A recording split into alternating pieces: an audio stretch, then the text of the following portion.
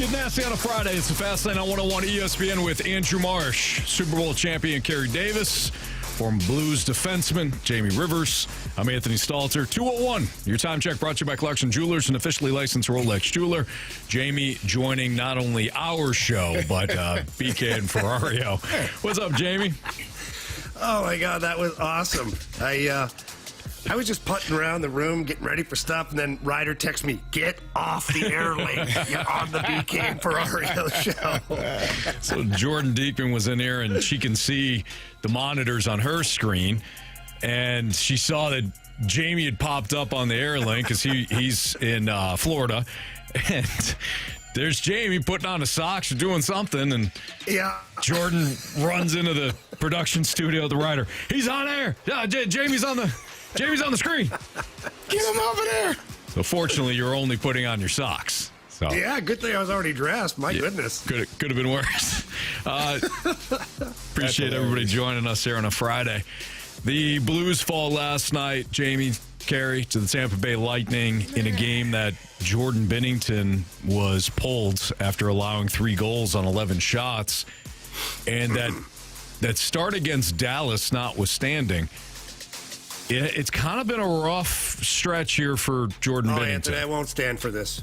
0-4-1 his last 5 starts. Stop text line right now. Overall, not bad, but it's been a bit of a tough stretch here. Not every goal that's scored against you is your fault. Sometimes you're not given the help, but nonetheless, kind of a rough stretch here for our guy Jordan Binnington. Sometimes people just shoot right to the net and there's nobody there, and it's just you and the goalie. Well, I could probably make that. What do you say, Jamie? You think I could do that? I mean, I got to get on the skates first. Obviously, we know that.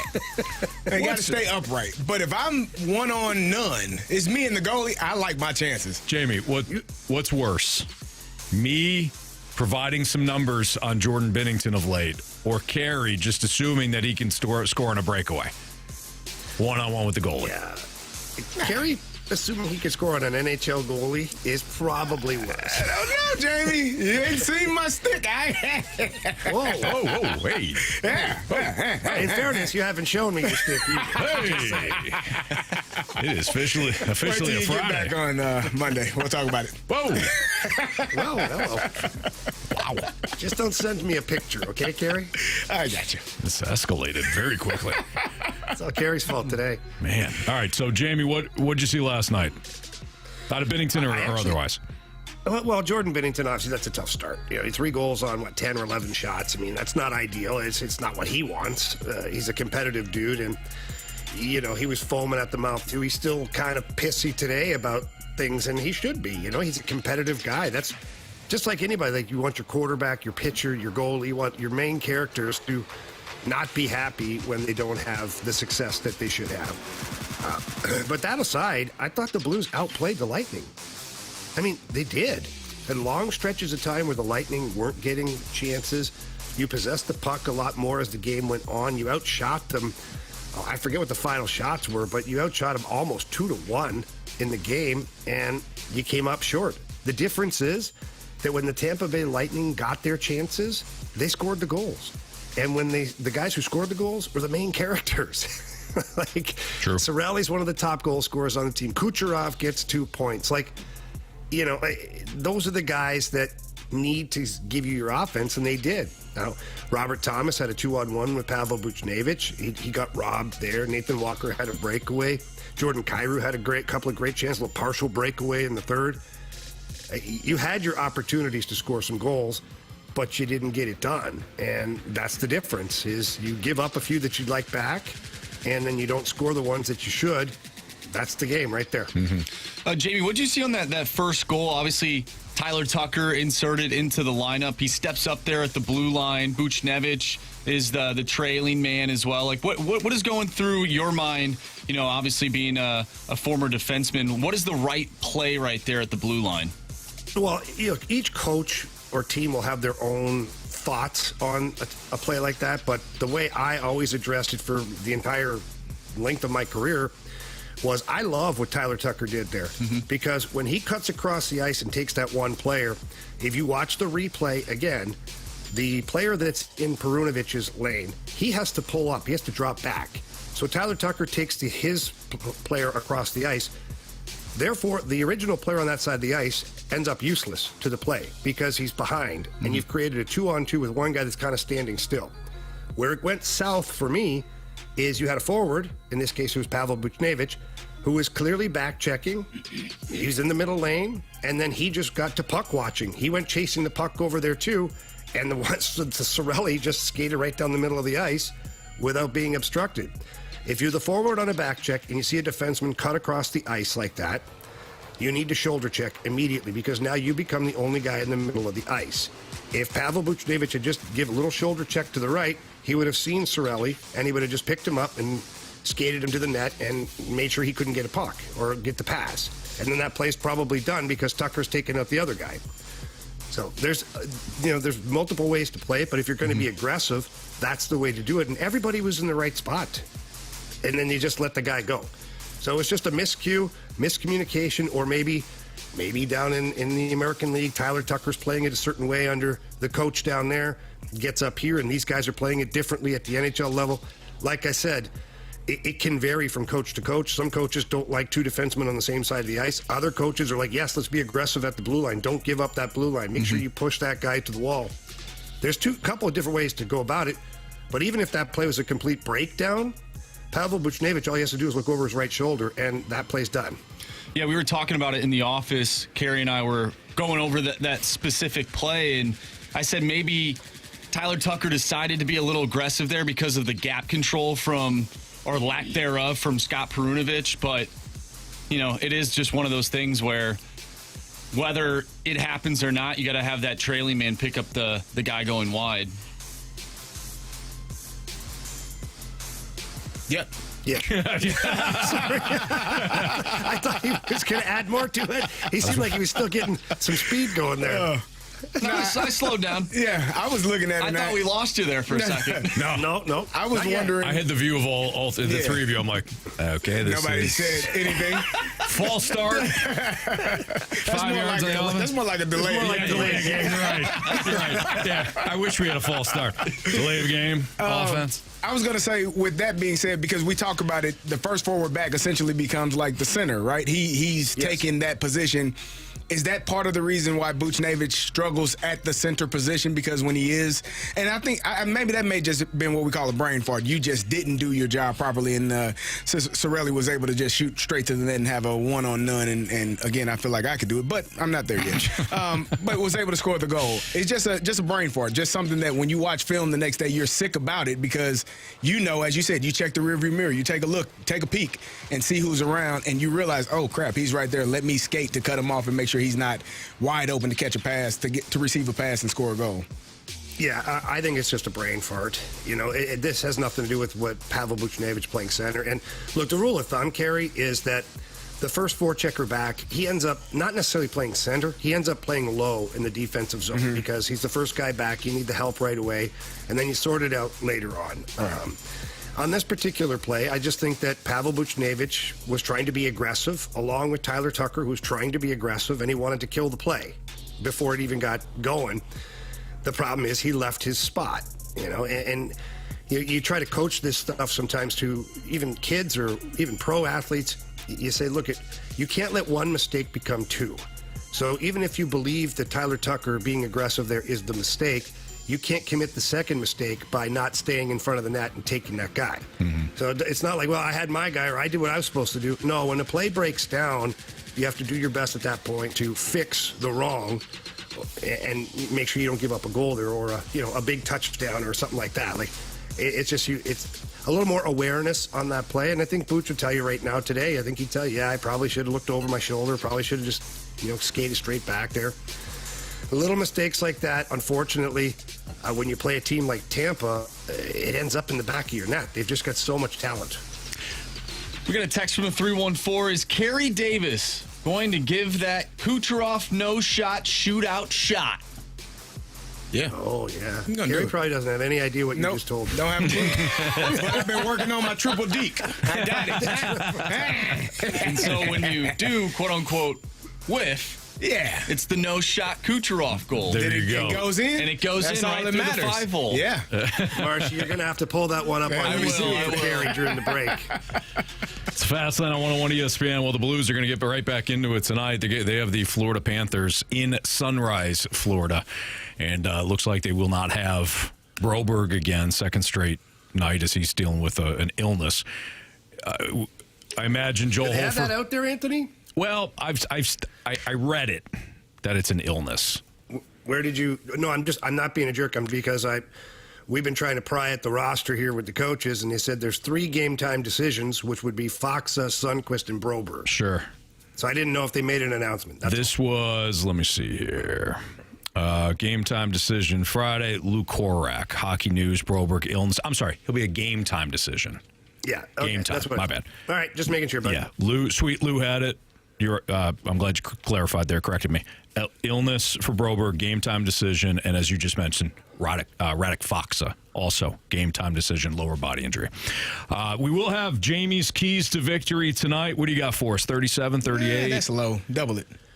Well, Wow, guys. 76. I've been outside in the sun all 76. day, guys. I'm a little tuckered out, you know? What? It's still sunny. It's not cold in Florida, huh? hold on. Can you repeat that? No, Outside don't make in him. the No, sunshine. yeah, Don't make him do that. Can you repeat that? Don't do Which it. part? The part about the sun, the I was warmth. outside in the sun. Yeah. Okay, yeah. Did you Yeah. intend to hurt us with what you said there? Yeah, a little bit. I don't know the last time I Appreciate saw your honesty. sun. Thank you. It doesn't exist. I mean, walking down the beach this morning, beautiful sunshine. Okay. It was terrible. It was awful. You know what's the whole terrible? time. You. The whole time, I wanted to be back in St. Louis. Oh, sure. cold. Yeah, we're sure.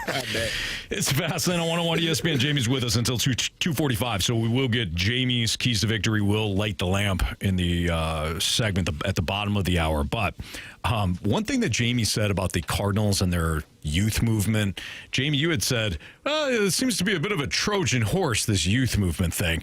That might be coming to fruition. We'll explain next on 101 ESPN.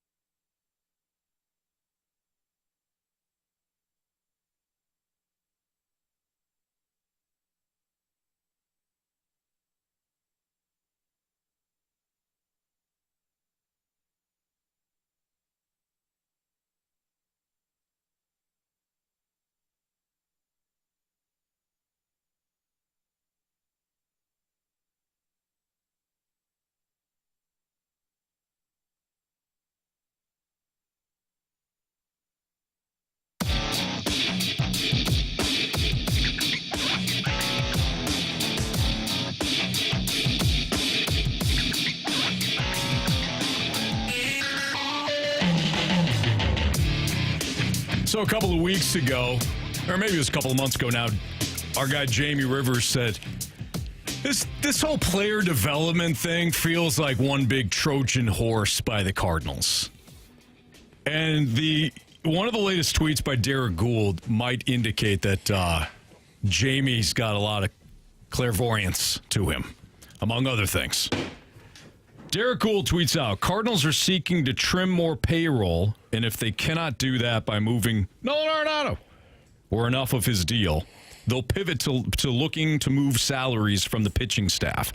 They've had teams call on Fedde and Matz, for example. So, Marsh, you had actually had this thought about reintroducing the old Trojan horse by the Cardinals after reading this specific tweet. Yes, I had Jamie in mind when thinking about this. Because you're thinking they don't really care about the youth movement. They just want to dump the salaries. That's from like a negative viewpoint, yeah. But it's the viewpoint you factual. had. It's the viewpoint. Negative or not, it's the viewpoint you had. Yeah. So my question then would be, one, Jamie, do you feel somewhat validated by this? It's like, we're just going to look to move these salaries here. Or I mean, I guess I feel validated, but I also feel like I knew it the whole time. Just the way they were addressing it and talking about, Goldie, moving on from Goldie, and then now all of a sudden they want to move Arenado. Like, this is nothing about a youth movement. This is about shaving down the payroll as low as they can possibly go for next season and still remain somewhat, competitive, in air quotes.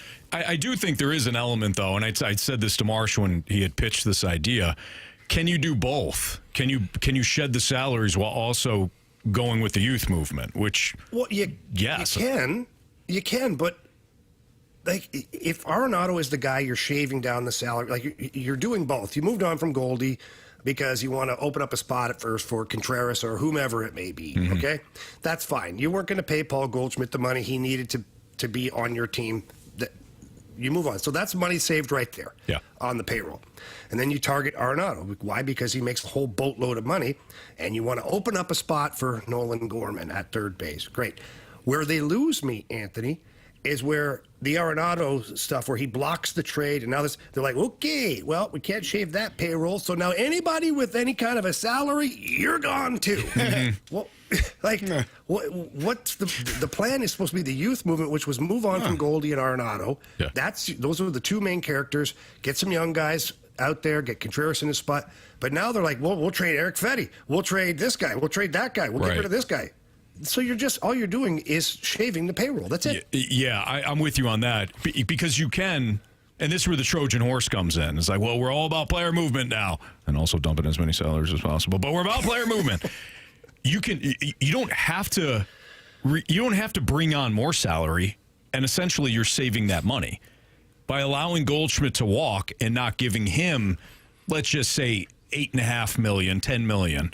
Well, that's $8.5 or $10 million that you can reallocate within the system to do your pitching labs or recreate whatever laboratories you want in Jupiter, whatever you intend to. Bring on more people from a coaching standpoint or scouting standpoint in your farm system. You do all that, and all you have to do is not sign more people.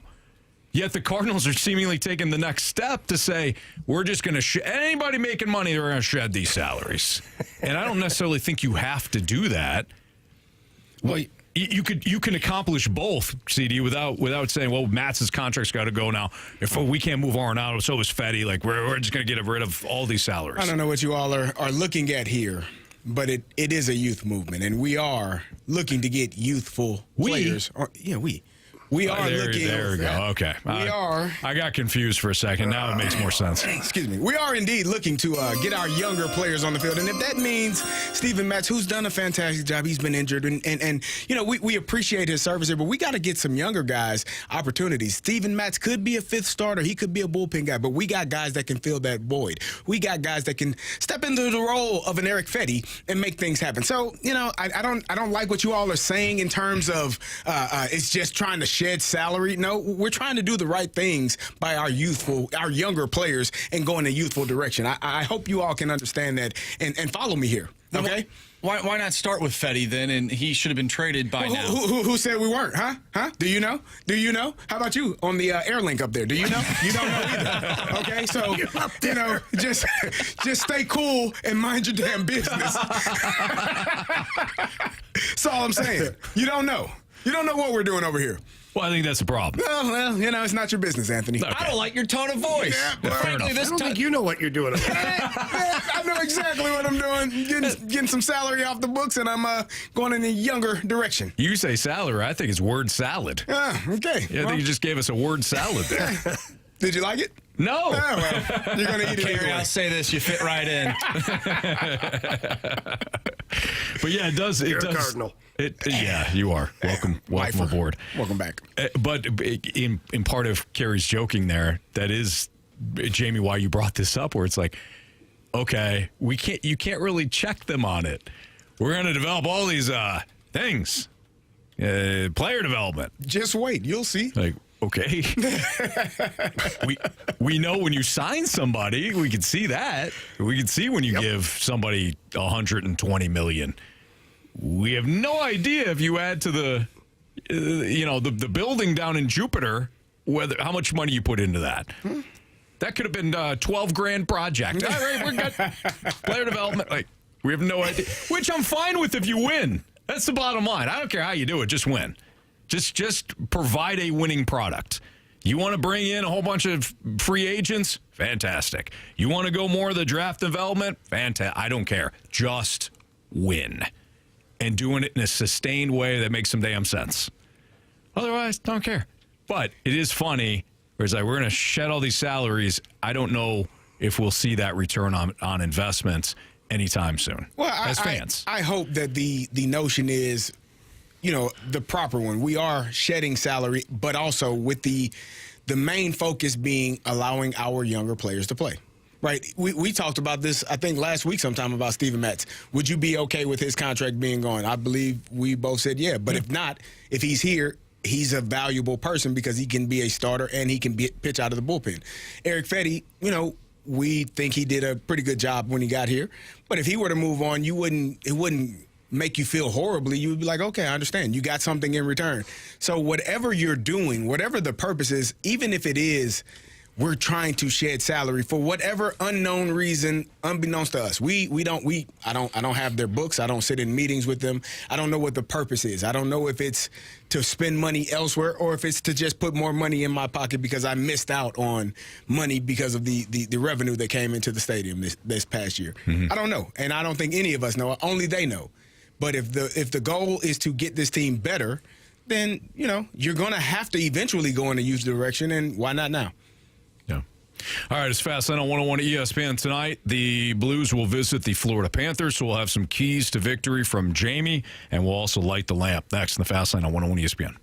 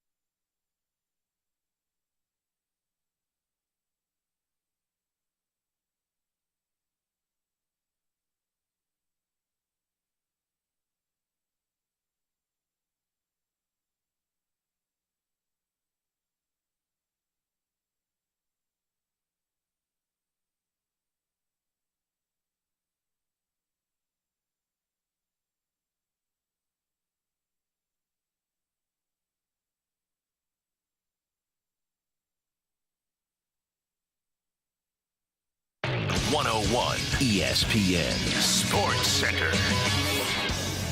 I'm Andrew Marsh. It's time for a Sports Center update driven by Johnny Londoff Chevrolet and Johnny Londoff Autoplex. The Blues lost last night to the Tampa Bay Lightning by a final score of 3-1. They'll take on the Florida Panthers tonight. Pregame starts at 5. Puck drop is at 6. We have Jamie for one more segment. We'll do our keys to the game and light the lamp. So that is coming up next. We're also going to dive into the college football playoff later in the show as Indiana takes on Notre Dame tonight. It should be a fun one. So we'll discuss that and all the rest of the games coming up later in the Fast Lane. I'm Andrew Marsh, and this Sports Center update is driven by Johnny Londoff Chevrolet and Johnny Londoff Autoplex. See them at londoff.com. Chevy, together we drive. Are you kidding me?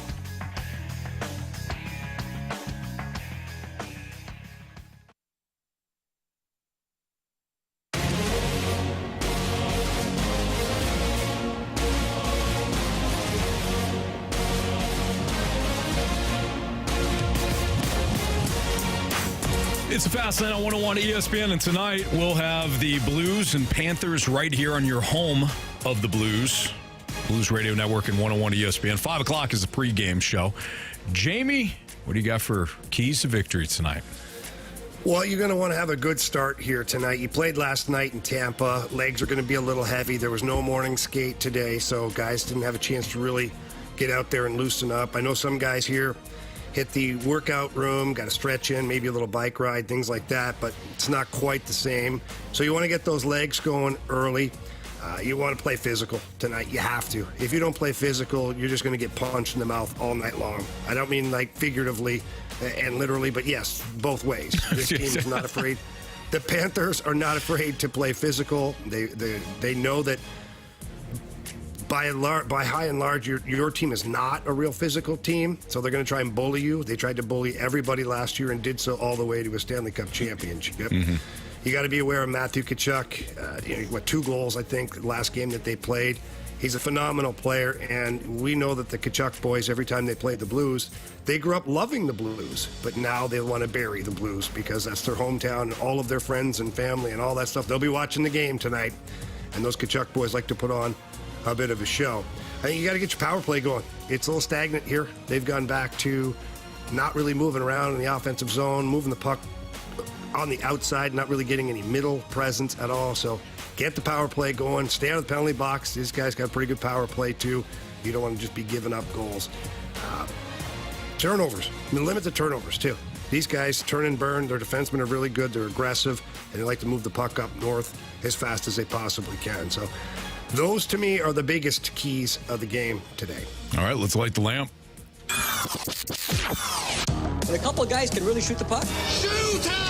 I must confess you scored first. Well, who was the first person? Breakaway! Shoots! Score! We got hockey to learn.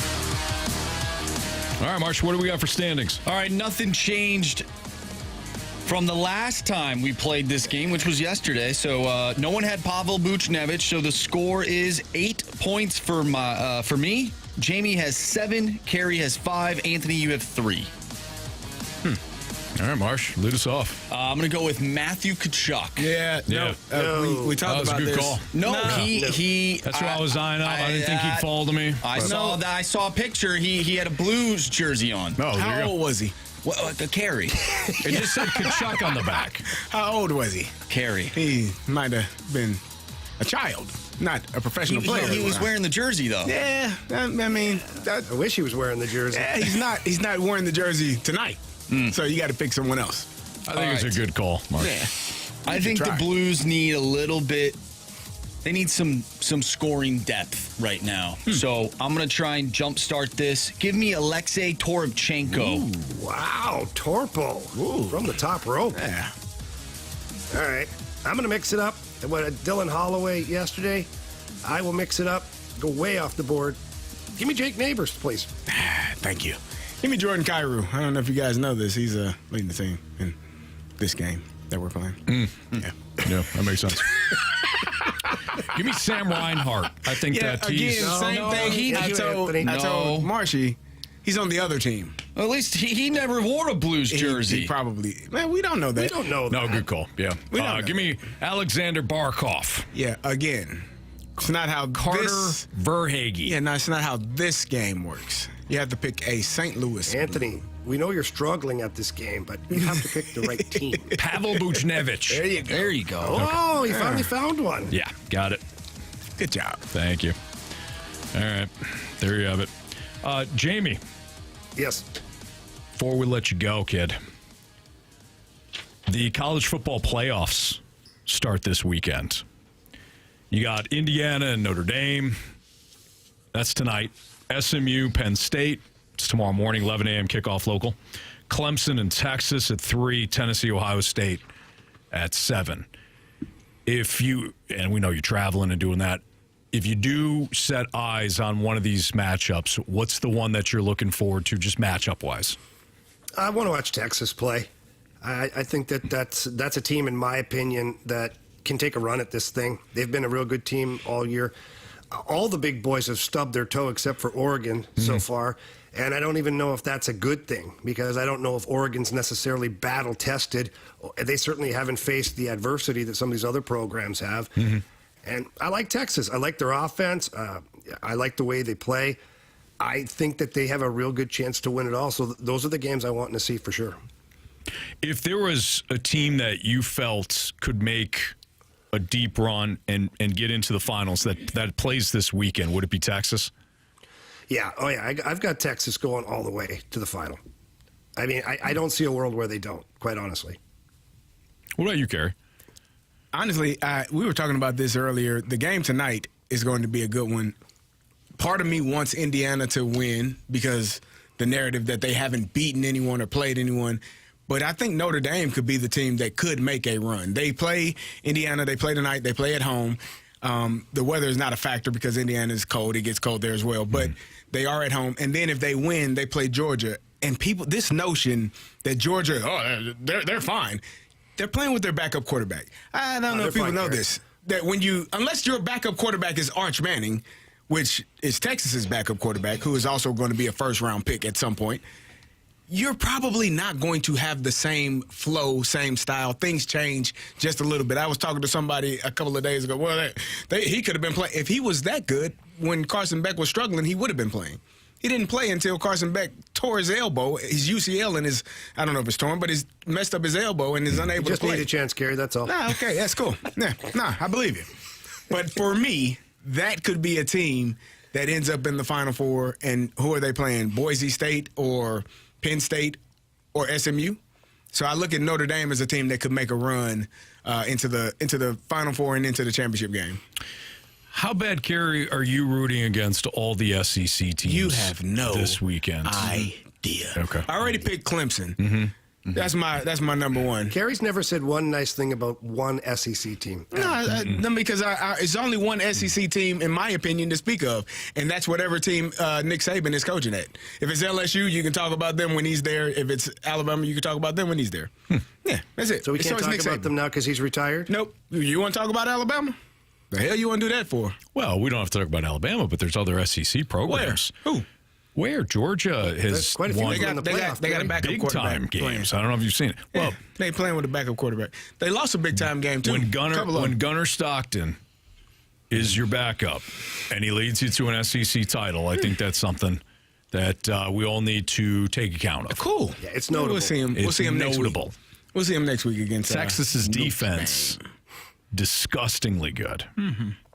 Yeah. So there's other SEC programs. Tennessee is going to get the doors blown off of them. No. All right. You think Tennessee's going to get hurt you, destroyed? Carey? Nobody. I think Tennessee's going to lose. I feel like somebody in the SEC, somebody with SEC connections hurt you I at some think point about in your life. Well, I mean, I probably didn't have this disdain for the SEC until Mizzou joined the conference, and maybe that's part of it. I don't know. You know? Oof. But then the Mizzou why people punish the rest of the SEC for your Mizzou bias? You know, sometimes when you're around a group of people and they want to punch one person in the mouth, you get punched in the mouth too, just for hanging around. Don't hang around idiots. That's my life. That's what I learned. Don't hang around bad people.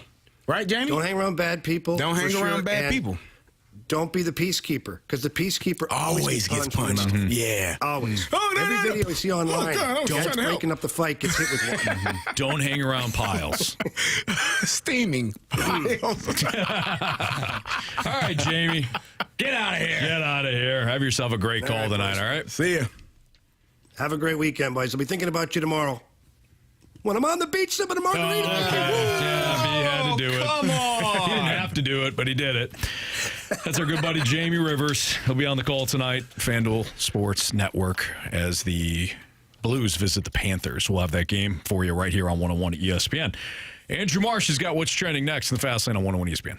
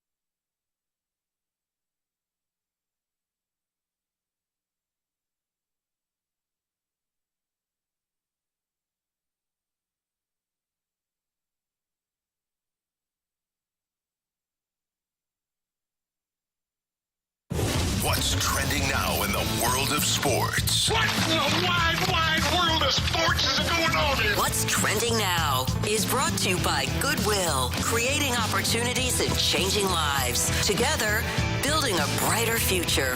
Give hope, give local, give Goodwill.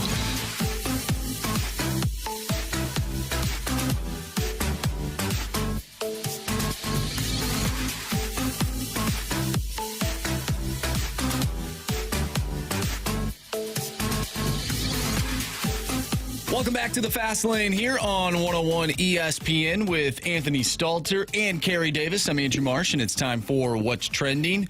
Gentlemen, if the Houston Astros can't get Arenado, they can get Christian Walker, and that's exactly what they did. 3 years, $60 million for Christian Walker. It's about the same amount of money as Nolan Arenado would have been receiving from those Houston Astros. The question I have is, did the Astros save themselves by Arenado declining the trade, which led to Houston getting Christian Walker?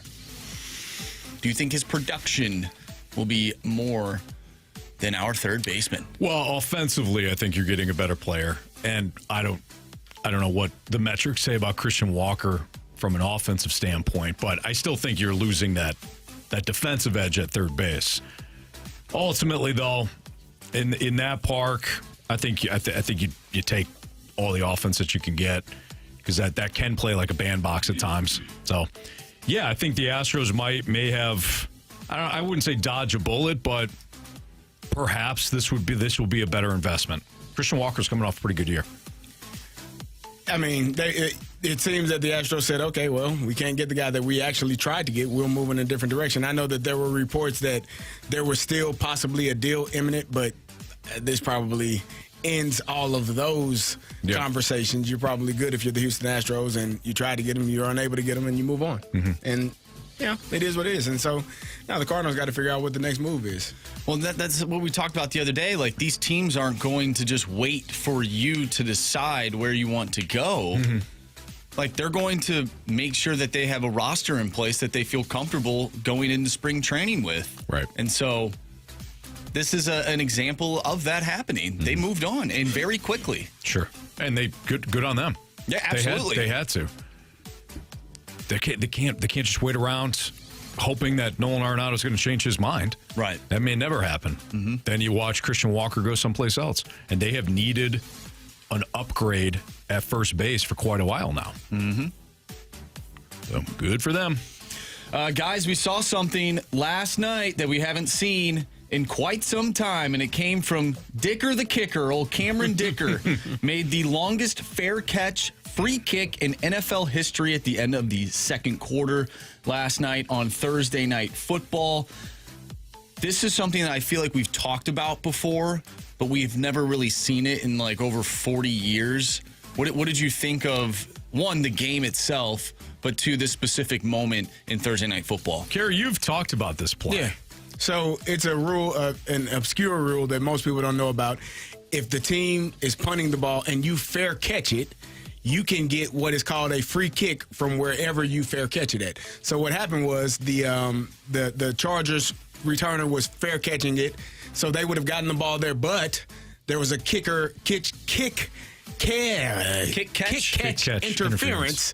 And so now you get that spot, but you move it up 15 yards. You still had the fair catch, so you move it up 15 yards, and now they're able to kick it and make a 57-yard field goal with nobody contesting it. Mm-hmm. Like, no one can try to block it. You line it up, and you can kick it as far as you want to.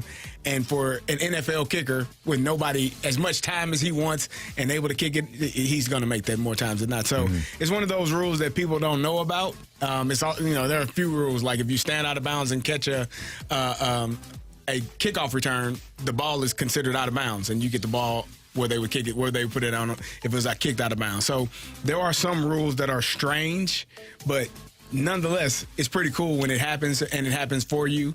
It's a thing that you hope for your defense to get a stop, and late in the half, late in the game, you can do that. Yeah, I'm surprised we don't see it more.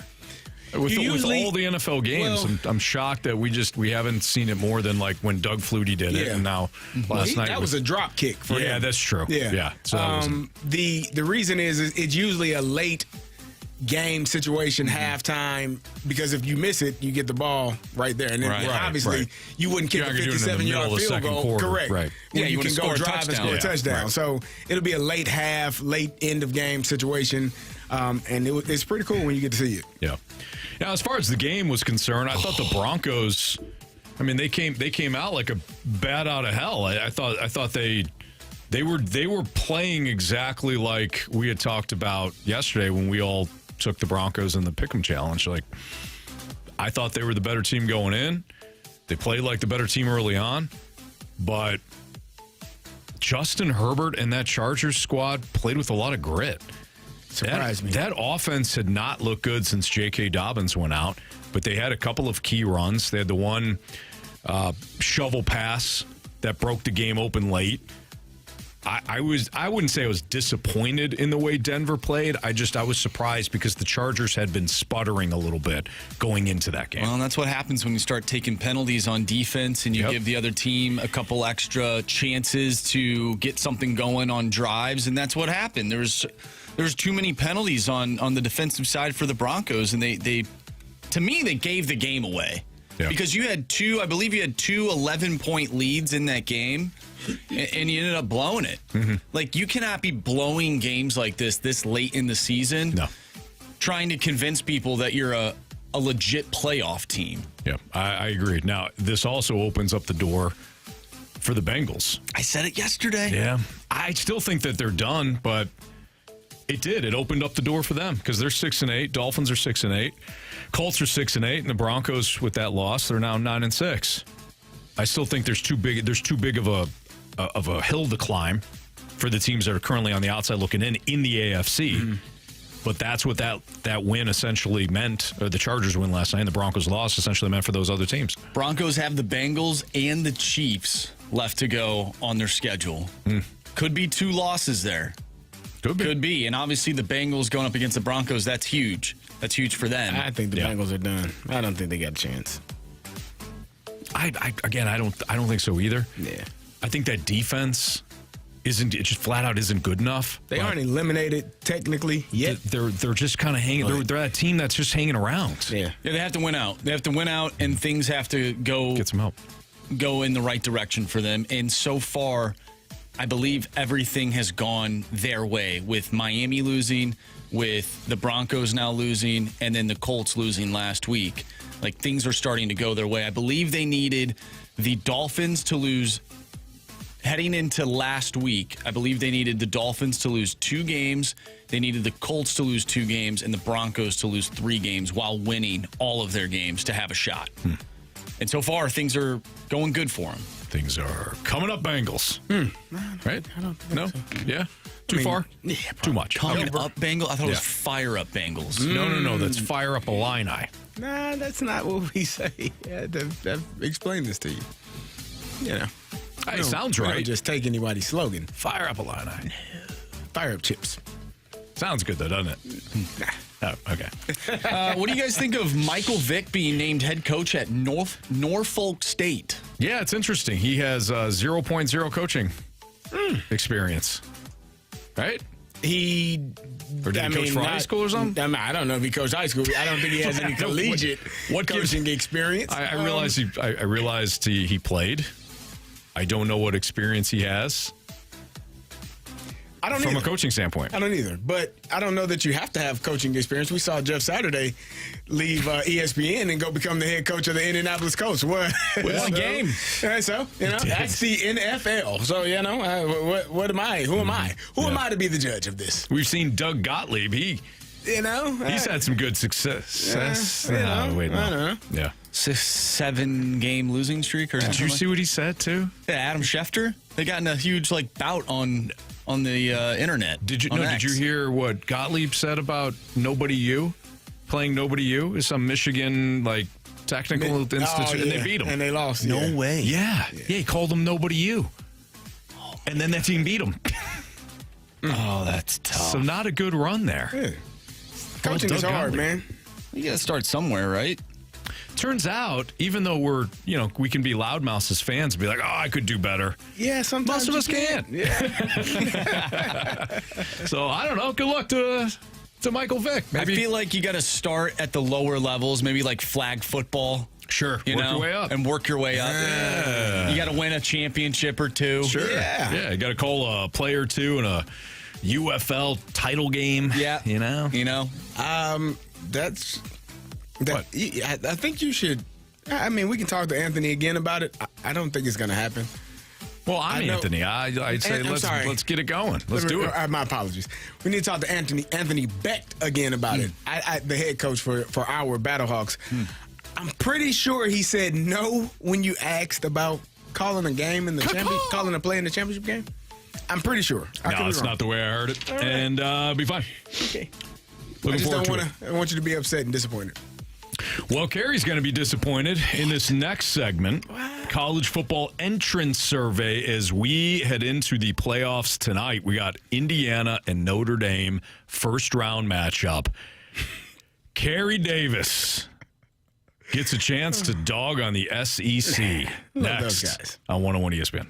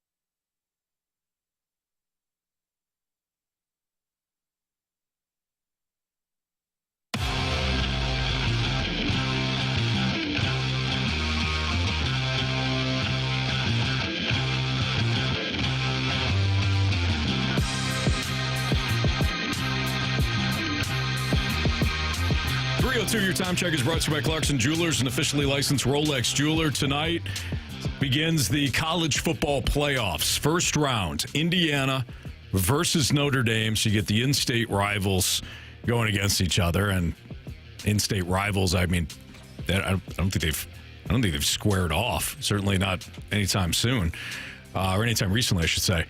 But this to me, I think is going to be a great matchup. I think Indiana gives Notre Dame a game. I think the loss to Ohio State gives Indiana maybe some new perspective on how they need to raise their play. Notre Dame's got the lines, offensive line, defensive line. You know, they could certainly win in the trenches. But we have seen at times this Notre Dame passing attack go in and out of lulls. I think Riley Leonard has been a more complete player at Notre Dame than he was last year at Duke. And he did battle some injuries at Duke, but ultimately I think Riley Leonard has been everything the Fighting Irish could ask for.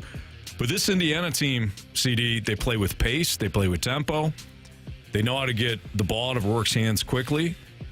If they can seize control of this game at times, I think that this one goes down to the wire. What about you? So what I saw from Indiana when they played Ohio State was I saw a team that was able to compete for a half. And then you saw the difference in talent. Yeah. Like Ohio State was able to pull away. I feel like the same thing is going to take place for Notre Dame versus Indiana. Jeremiah Love, you got to give that. He's a St. Louis kid. He's been playing his butt off all season long. 15 touchdowns this year, doing a fantastic job. So, you know, they're going to run the ball. They're going to be physical up front, and they're going to do what they do. Right, I think Notre Dame wins this game. I want Indiana I would like to see that because I think that, you know, they've done a fantastic job. I do think that they learned something from that Ohio State game, but there's only so much you can take away when you're not as talented. Sure. Indiana, I think there's a gap in the amount of talent. You can sustain it for a first half, a quarter and a half, but then you just saw Ohio State pull away because they're more talented. They got better guys. It's about the Jimmies and the Joes, and Ohio State had better Jimmies and Joes. I think the same thing will be said when they play Notre Dame tonight. So I got Notre Dame tonight over Indiana. What about you, Marsh? Oh, this is one of those things where, like, I want Indiana to win, but I don't know. I don't see it happening. I really don't. Like, it's kind of like when we watch the NCAA tournament, and you're like, man, I really want this team to win, but, like, at the end of the day, it's like the better team typically ends up winning these games. And for me, I at least want the game to be close and entertaining. Mm-hmm. I don't want this college football playoff, especially in the first round, to not have that entertainment value and it just be blowouts, because then it kind of gives those other people reasons to hate on it. You know, it gives the SEC fans more reasons to, well, these teams shouldn't be in here. They're not some of the best teams in the nation, regardless of their record. Like, they're not one of the better teams. So yeah. I just want it to be close. I'm hoping Indiana pulls out a victory. And let's not, like, Notre Dame can lose. They lost to NIU earlier in the season. Like, it's possible, right? Right. That's a MAC team. That is a MAC team. Be careful. You're right. They should have lost that game, and they did. I wonder what the elements are going to do for this game. Carey, I think you said it probably won't have a factor, but we did see last time Indiana, they didn't play in clean weather when they played Ohio State, and they had issues on special teams. Mm-hmm. Like, to me, that's what it really came down to, was special teams. Well, they couldn't protect Rourke either in that game. That was a big issue. But you're giving the other team good starting field position to ultimately end up winning that game, and I feel like if they don't play all three phases of the game tonight, they're going to lose. That's usually where you see the separation in the trenches. No, in the trenches. Oh. When you're talking about the inability to protect Rourke, like when you got guys up front and they got better guys up front, that's usually where you see the separation, and it's hard to get things going either offensively or defensively if your D-line and O-line can't do their job well enough. Yeah, I do think that Notre Dame wins. I do think that Indiana gives them a game. I think they give them a fight, and I think this one comes down to the wire tonight. What about Penn State and SMU? I don't know which Penn State is going to show up. Is it the Penn State that was able to just put up points in the Big Ten championship game, or is it the Penn State team that could do nothing against Ohio State. Mm-hmm. I think that matters. I think, again, SMU probably learned some things from that loss to Clemson in the ACC championship game. Do they have enough? It kind of boils down to the same thing. Same thing with Notre Dame and Indiana, kind of the same mindset that Jimmy's and the Joes do. Does SMU have enough horses, no pun intended? I know they are, Mustangs. But do they have enough guys up front to get after what Penn State does? And Penn State has, I can't remember the defensive lineman's name, dropping his name, but he gets after the quarterback. He's a great player. So I'm excited to watch him play. I think Penn State wins that game. I think that game's going to be a blowout. I'm leaning that way too. I think it will be, and I think that was what I was talking about a couple minutes ago about giving certain people a reason to question the college football playoff, and that I think SMU being in the college football playoff raises more questions than Indiana being in it. Yeah, given what happened at the during the conference championship weekend. Mm-hmm.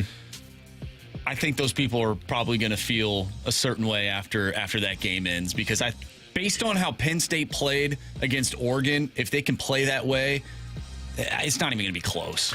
Yeah, this is the first time I feel like SMU is going to face legit power. Yeah. Penn State can lean on you.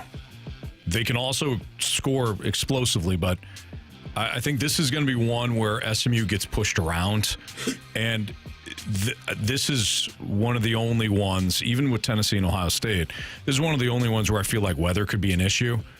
I don't think SMU is going to get their offense going. This is not going to be a Penn State-Oregon game. I think Penn State leans on them. I think they flash that power, and if they're aggressive, I think they win by a couple of touchdowns. It's Abdul Carter. There you go. What's the spread on that game? That one is 8.5. Let me get that for you there, Marshy. Penn State is 8.5, yes. No way. Yep. I've been kind of on a roll. Look at you. This is your favorite game. Look at you. That we don't play on air. But everybody's like, what? Yeah. All right, the next game is Clemson and Texas. This one kicks off at 3 o'clock. Now, do you really think that Clemson's going to pull off the upset, or are you just doing this because you're SEC hatred? I don't have maybe I do. Yes, you do. Just, admit it. Maybe a little bit. But I do think that they have an opportunity to win this game. Again, Clemson played extremely well in that ACC championship game. Texas is in a position right now. We always talk about if you got two quarterbacks, you might have none.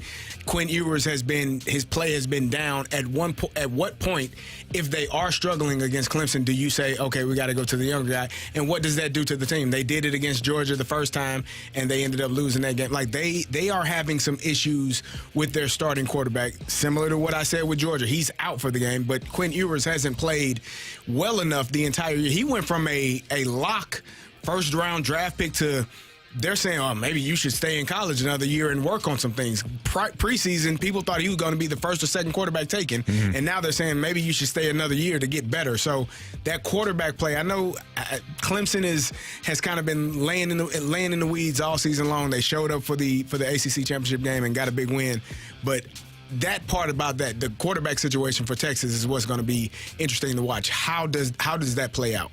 I don't see how Clemson scores. Who has Texas beat this year?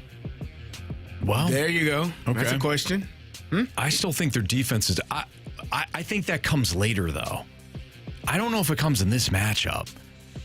I mean, you guys don't really like Georgia either, and Georgia suffocated Clemson in that first game. Everybody's healthy. But okay, I can also counter with everybody's healthy. You had months to prepare for that game. And Clemson got suffocated by Georgia. And Georgia beat Texas twice. So that's where I'm going with it. I think that Texas, as long as they don't beat themselves offensively, I think Texas's defense completely shuts down Clemson's rushing attack and makes Clemson one-dimensional. I like Texas in this one. I don't know if it's going to be a blowout, but I think that this one's going to be... I could see Texas winning by 14, 17, something like that. Oh, what a might not be a gross game well, that would be. Sorry. I'm just not a big believer in Clemson. I'm honestly, And I don't think you guys are either. I'm not a big believer in really any of these teams. Okay, all right, fair enough. This weekend? What about Tennessee and Ohio State? I think Ohio State wins. I do too. Ryan Day's job is on the line. Yeah, And maybe he loses then. I don't know. I think Ohio State has I said this before, they have some elite athletes. Jeremiah Smith, a freshman, has done a fantastic job. Will Howard, if he takes care of the football, he had some watching, and I wouldn't even put, like, I watched that Michigan game. I went back and watched it when Ohio State played. The play calling was questionable at times. They got an interception inside the red zone, and they went 3 plays, and I was like, what the hell? 1 run, another throwback to the tight end. They tried to draw, and then they missed the field goal. And it's like, you got nothing out of that drive that your defense got you a stop and put you in scoring position, and you got 0 points. The play calling against Michigan felt a little bit tight to me. So I think, they figured that part out. They come out and they I think they take care of business against Tennessee. I was going to say steamroll, but, I don't know. I know you don't believe in that, Anthony, so. I don't believe in steamrolling an opponent? Ohio State is going to steamroll. Oh, no, I don't believe Tennessee. that. Tennessee. That's going to be the closest game, do you think? No. I think tonight will be the closest. Really? Well, I can see Tennessee, Ohio State being close. I think Texas-Clemson is going to be the closest.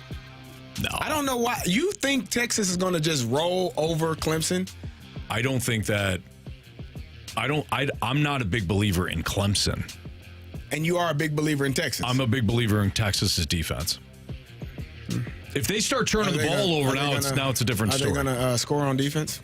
Because we've been through this. You got to score points to win. I know that's still. I don't think Clemson scores more than 13 points. How many points did Georgia score in the SEC championship game? I forget. Like 17? No, 23 more than that. Which team out of all of the teams playing this weekend has the best chance to make it to the national championship? Texas. Notre Dame. What about you, Marsh? 22. And they scored 6 in overtime. They still count. I think based on the bracket, I would go with Penn State. Okay, I see where you're going with that. Because you're not a big believer in Boise State. I like Boise State. And you question Georgia's team because of the injury to Carson Beck, correct? Oh, I've just been questioning them all year. Okay. All right. I think they're worse with him. I'll tell you what, guys. I will not root harder for the SEC because of you two. All right? And I hope on Monday. I'm just going to say go SEC. They got one team left standing. And that's only because they ain't playing this weekend. Okay. Well, all right. For me, I would like to see all of the conferences be represented late in this tournament. I don't want to see certain conferences just dominating the conversation. That's, to me, that's not fun. But you want to see the best teams, though, right? Regardless of conference, I would imagine. Or no? I just want to see yeah, but if an SMU wins, right? Well, I'll pull for SMU because they won that first game, and to me, they'd be in. There's only 12 teams, but a quote unquote Cinderella because no one has SMU winning. Right. I'd like to see that.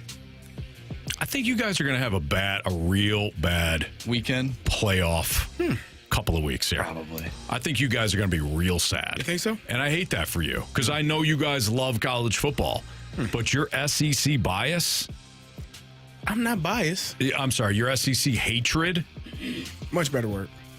Is clouding your judgment right now. I don't have a hatred for the SEC.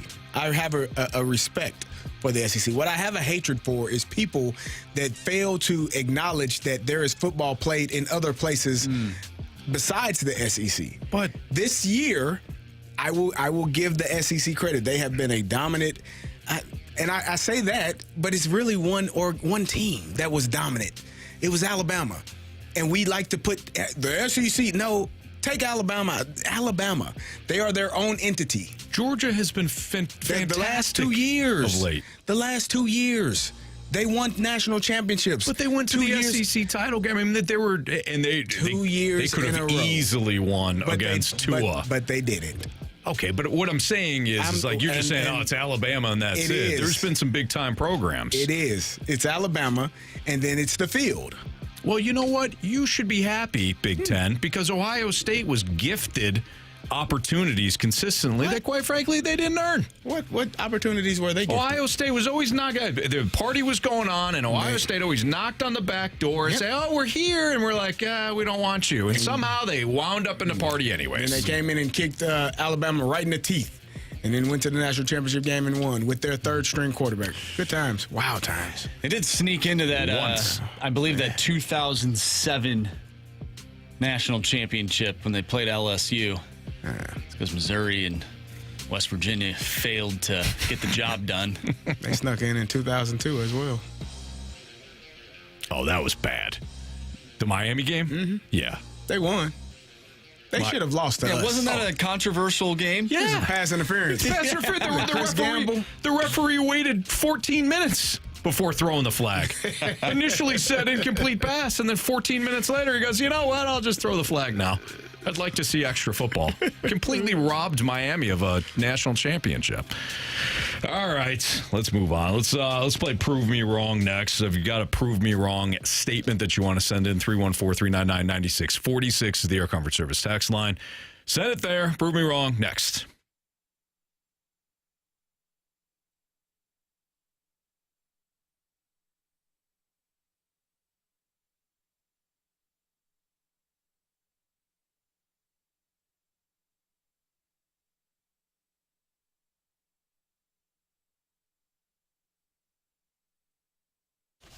When it comes to the Missouri Athletic Club, I always enjoy looking at their MAC magazine that comes out monthly, because they always have a section where they talk about upcoming events, and they always have great events each and every month. When it comes to the holiday season, they still got the Christmas Eve dinner.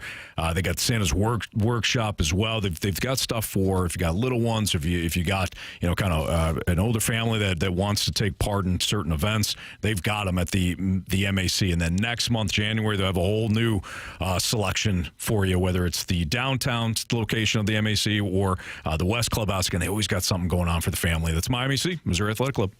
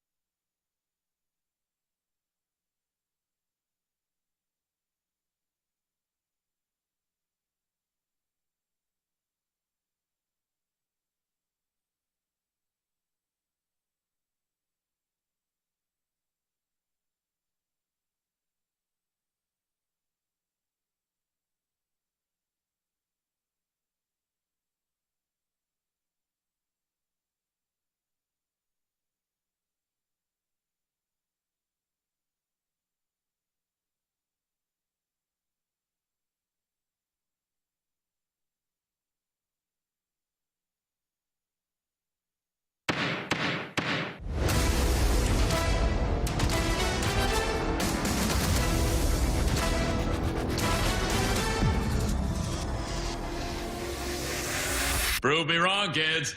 Prove me wrong. Time to play Prove Me Wrong here in the Fast Lane on 101 ESPN. Andrew Marsh, Carey Davis, Anthony Stalter. Judge, you look fantastic as always. Oh, thank you. Yeah, you look great. St. kid. Louis cap? Yeah, black. Outstanding. Mm-hmm. My little Blues shirt on. Yeah. Is that a vintage Blues sweatshirt there, Judge? Well, it looks vintage. It is a newer purchase as of the last 5 years. Okay. But they made it look vintage. Nice. Mm-hmm. Excellent handcrafted stitch work there. Yeah, I didn't do it, but whoever did it, great job. Either way, you selected it, Judge, and I think that says a lot about you. Oh, thanks. Yeah. Yep. All right, so this is Prove Me Wrong. This is where a statement is read aloud to the law firm of Davis and Stalter, and we have to prove that statement wrong to the judge, Andrew Marsh. Well, typically this game really puts you guys in a bad spot to fail. That's kind of why people like it. Yeah, I think so. This one is going to be interesting, though. From the 636, prove me wrong. Tomorrow's college football playoff games will have better ratings than tomorrow's NFL games. Ooh. NFL is king. I mean, people love college football. They love to see the young lads out there playing their hearts out, trying to fight for a championship. But, I mean, nobody does it better than the NFL, right? They take over every holiday. The Chiefs draw better right now than some of the teams that have historically Here's the thing. been great, such as the Cowboys in terms of drawing. You put the Chiefs on right now at 3:24 p.m., and people are going to tune in. They'll stop work. They'll walk away from the job. Because why? Because it's the NFL. You're not going to do that for, I don't know. You used a bowl game on earlier today. SMU. Huh? Well, that bowl game probably drew pretty Anthony, well. Because a MAC team was playing. Oh, yeah. Well, you're kind of messing up my point. Damn it. What are you doing? What are you doing? You can't throw out things like nobody's watching the bowl game when the Ohio Bobcats are playing. That's a MAC team. No. Action. Your trajectory was just, I was thinking about it. I'm like, yeah, you're right. You're right, and then Maction was mentioned, and then I don't even know what that had anything to do with nothing with tomorrow. Well, you mentioned exactly. Ratings. Well, you brought up today. Nobody was watching Ohio play whoever they were playing today. Jacksonville State. Jack State. I saw the linebacker get kicked out for stepping on somebody from Ohio. The Ohio linebacker was stepping on somebody. I know. It was on in the background. Either way. Yeah, whatever. Thanks, Anthony. Let's see how this goes for you. Not great. From the 314, prove me wrong. No. Will lead the Cardinals to an NL Central title in 2025. He hasn't led the Cardinals to an NL Central title in ever, Bob. Thank you. From the 314, prove me wrong. LeBron James is not the GOAT. Oh. I mean, when you play that long in the NBA, I got confused. with all of those achievements that LeBron has had throughout his span. I mean, you're talking about being one of the all-time greats when it comes to assist, scoring, all-around greatness. I mean, when you're talking about LeBron, you're talking about a four-time NBA champion. Four-time NBA Finals MVP. Ain't six. Four-time NBA. What are you doing? I was 6 is greater than 4. I was just. I was still going. NBA all defensive second team. Yeah. NBA all-time defensive first team. 5-time. Anthony, you don't have to keep going. You lost. All right. I'm sorry. From the 636. You got me back. Prove me wrong. At least I did it for Maction. I did it for Michael. Yeah, true. Yeah. He went to an ACC school, but that's fine. From the 636, prove me wrong. The Battlehawks will be better off without A.J. McCarron. I mean, AJ was an outstanding quarterback. He did a fantastic job here. He led this team when no one else could, right? I don't know how you get better when you lose the quarterback, right? Most teams, when their quarterback leaves, they stink. And A.J. McCarron is a guy who not only did he play here, but when he got done playing here, what did he went to Cincinnati. He went to an NFL team to play, to help that team out, to be better for that team. He didn't need to start. He was there for support, right? He was a guy, he's a glue guy. He's what you call a glue guy. Right, he's a guy that you need on your team. He's the fabric of the team. You know, they weave together, and he's the guy that keeps it all. The thread that you don't want to lose. You pull that thread out, what happens? The whole shirt goes to waste. And that's what A.J. McCarron is. He is that one piece of thread that you don't pull out because the shirt will be gone once you do. And the Battlehawks pulled that thread, and it just kept pulling, and it just kept pulling, and now there's nothing left because A.J. McCarron's gone. Be better without AJ. He crazy. Caw. All right, from the 618. Did we get it? What did we get? I feel dirty. We didn't get the ruling. All right, Carey, you convinced me. It was the thread. By the way, did you watch the video I sent you yesterday with the guy in the wire? Yeah. I forgot to look at it. I've had this wire for 40 years. Now it's all okay. It's all gone. I thought you were crying because you were wearing your Jets hat. All right, from the 618. Prove me wrong. Because of penny pinching, the line between the St. Louis Cardinals and the Pittsburgh Pirates is getting thinner and thinner every day.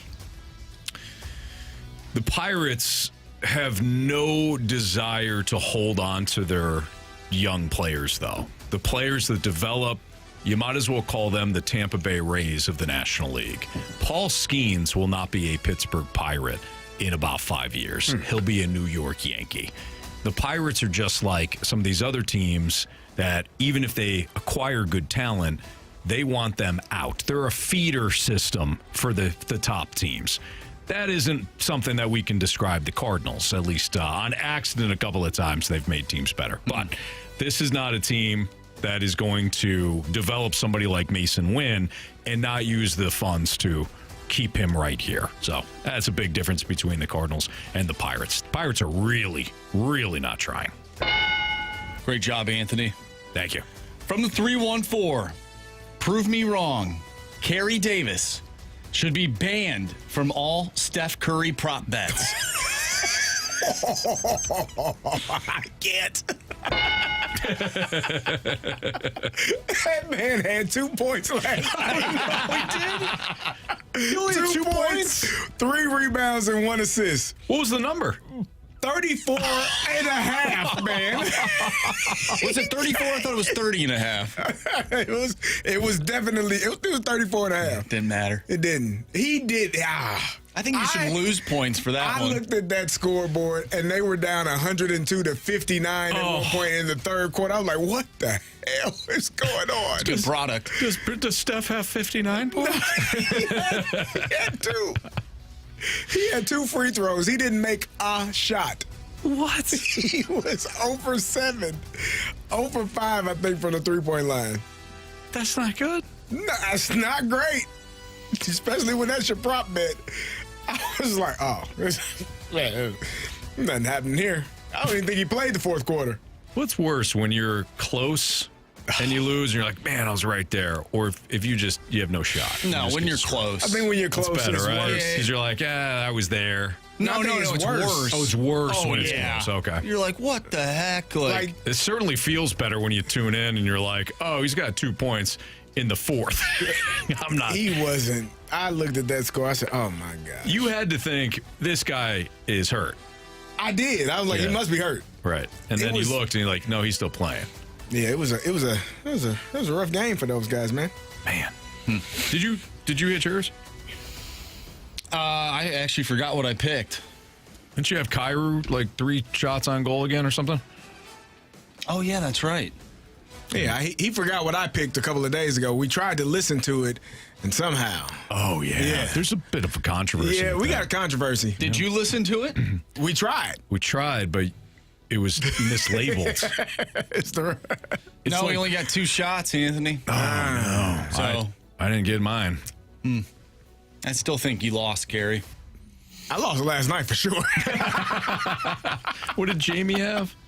I think he lost too. Yeah. Yeah, the Blackhawks beat the Kraken 3-1. 636 says, how did Seth do? You would have rather had Seth. You'd have rather have Seth Curry. All right, NFL Week 16 entrance survey. Which quarterback is under the biggest microscope this week? Which coach and coordinator has the spotlight on them? And what's our upset for this weekend? That's next on 101 ESPN. He had 8 points.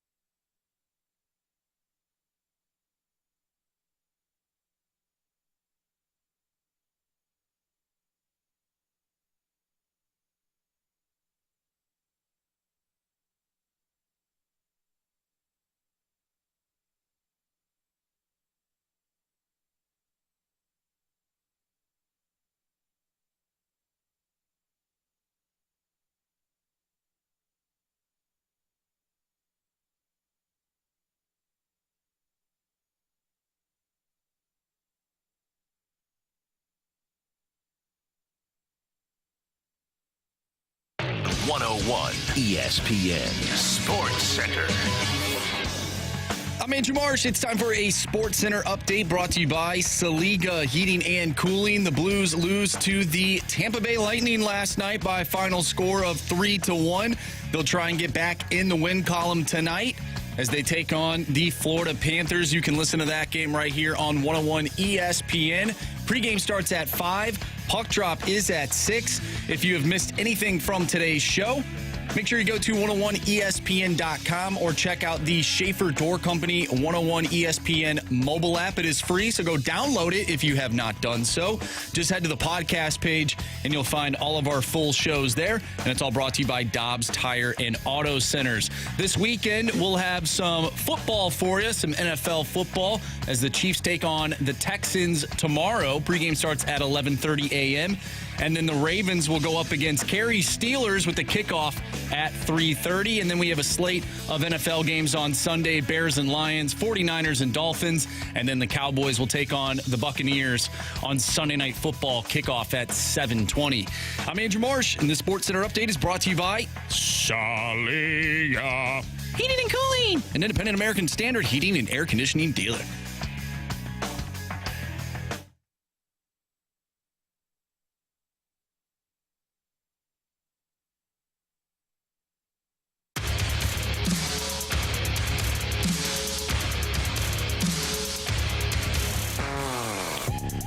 Week 16 in the NFL kicked off last night with a Chargers victory over the Broncos. That leaves us 1 point behind the Rizzuto show.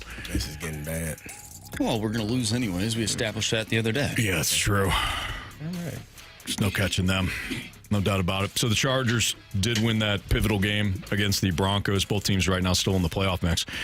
Which quarterback is under the biggest microscope, do you guys think, in Week 16? Whether you look at the matchup or, you know, the how it breaks down. If you're to choose one quarterback that's under the microscope, I actually think there's a couple. Can you say Patrick Mahomes and his ankle? Yes, absolutely. That was one. That was certainly one. I think that's one. Well, hold on. You said one. Just you said. I thought you said multiple. I said say one, but I think there. I don't listen. Choose one, but I think there's multiple options. All I heard. See how that works. All see you how heard is listening there's multiple works. options. Yeah. You said there's multiple. Okay, Patrick Mahomes and that. And I was so you selected the. Yeah, the option there that you wanted. I got one. No question. Okay, all right. That's how this works, Anthony. You give me two options. I'm going to choose the one I want. Okay. Yeah, just give me one if you don't want me to choose. Choose one. Patrick Mahomes. There you go. Anthony, I think your football life is on the line this week. I think you're right. With Michael Penix Jr. Ooh. What does he look like at the NFL level? I think he's going to play well. I hope so. It's the Giants. Let's just state the obvious, right? It's the Giants. Carey broke down a lot of the film with Kirk Cousins. Yes. And despite Kirky football throwing 9 picks over the last 5 games with only 1 touchdown. Yeah. Carey has stated to me that he doesn't think Kirk Cousins is the problem. I don't. And I'm going to need Michael Penix Jr. to prove that Kirk was absolutely 100% the problem. So he's not completely the problem. Like his play, that interception he threw to start the second half was atrocious because his eyes were elsewhere. He tried to come back to where he initially should have thrown the ball. His feet weren't set. The ball was wobbling and it got picked off. And it's the time of it's the first play of the second half. That's ridiculous. Mm-hmm. But there were other plays. The only thing that I think is hurting Kirk is his inability to move. We watched it. It's a big deal. It's a huge deal. No, he's unable to move. He cannot go under center and do, wide handoffs on outside zones. He has to be in the shotgun, in pistol, and that limits what you can do offensively. They only ran, from what I saw, 2 running plays. 4 if you go right and you go left. Mm-hmm. You call duo, which is double team, and that's an A-gap run. They ran that, and then they ran outside zone, and that's all they ran. And so maybe there's limitations in his ability and his footwork to be able to hand the ball off in different run schemes. So that's probably part of it. But all in all, there were some things for him offensively that I didn't think were terrible, other than that throw he had in the last game. But a lot of it is up front as well. So if Michael Penix is going to have success, he's going to have to deal with sometimes people not blocking properly, and his ability to move should help him. If they go play action frequently, then that'll tell me all I need to know. Because they wouldn't do play action. Like Kirk Cousins has been one of the best play action quarterbacks in the NFL statistically over the last couple of seasons, and they don't run it. I highly doubt it's because they don't want to. Yeah. So my quarterback though is Lamar, because he has struggled against your Pittsburgh Steelers. Well, who wouldn't? He's had issues with the Steelers, including earlier this year. Now that's not all him. The Ravens wide receivers have dropped plenty of balls. But since 2019, the Ravens have only beaten the Steelers twice. Pittsburgh has beaten them 4 straight times. So to me, it's about Lamar tomorrow night when they host the Steelers. And let's be honest, like a must-win game if the Ravens have any chance to claw back into the AFC North first place window. Yeah, they gotta win that game. The Ravens scored, by the way, 16 points, 10 points, 10 points, 13 points, 16 points, 13 points against the Steelers. 16 was a win. And 16 was a win. Yeah. It's not great. No. I mean, this is a bad matchup for the Ravens. As great as Lamar Jackson is, to have a team in your division that you struggle with in that manner. They've lost 8 of the last 9 games against Pittsburgh. I think that I hope for the same results if Lamar goes off and does similar to what he did last week. I know people have been talking about the MVP conversation. It's done. Give it to Josh Allen. If Lamar Jackson and the Baltimore Ravens can find a way to win the division, have a great game this week, and then the next couple of weeks, I don't know how you can just solidify that award for Josh Allen based off of, what both of them have done so far this season. Which coach and coordinator, or coordinator, I should say, has the spotlight on them this weekend, if you were to highlight one? In terms of needing a win, in terms of needing to keep their job, any of the above? Well, I think Philadelphia is always going to be on that list because they got a challenge up at Washington. They still have an opportunity to get the number 1 seed. Washington still is, I'm sure, trying to get back into the division race. So that's a huge one. How does Nick Sirianni and Kellen Moore, how do they manage that? They seem to figure some things out last week offensively with the passing game. So I think that's one that I would look at on the positive side if they do things right. I mean, Jacksonville that whole staff might be fired if you. They're playing somewhat better, but they're playing the Raiders in Vegas, and right. The Raiders have 2 wins. So, yeah, I don't know. Going back to that Washington and Philly matchup, I think it's going to be interesting to see like Cliff Kingsbury versus Vic Fangio, that offensive coordinator, defensive coordinator, quote unquote matchup. Now it still comes down to the players executing. I realize that, but like what Cliff Kingsbury's teams, whether he was at Texas Tech or he was with the Cardinals, they tend to fade throughout the year. Like people start to catch on, and I don't think that has changed with the Commanders. They could have easily lost to the Saints last week and really had no excuse to. Right. They came out like bats out of hell and eventually started to fade. Can I throw you a sneaky one here? Sure. Mike McCarthy. I wanted to say that one, but I kind of feel like his future is set. It might already be, but if the Dallas Cowboys, with all their issues, figure out a way to beat an absolutely scorching hot Buccaneers team, and I don't foresee it happening, but if they can, I think Mike McCarthy is just fine in Dallas for at least another year. I think he's just fine in Dallas either way because you got all those injuries. There's too many injuries. You're starting quarterback down. You have had injury after injury after injury this season. I think he's fine. Yep. All right, call your shot. What's your upset?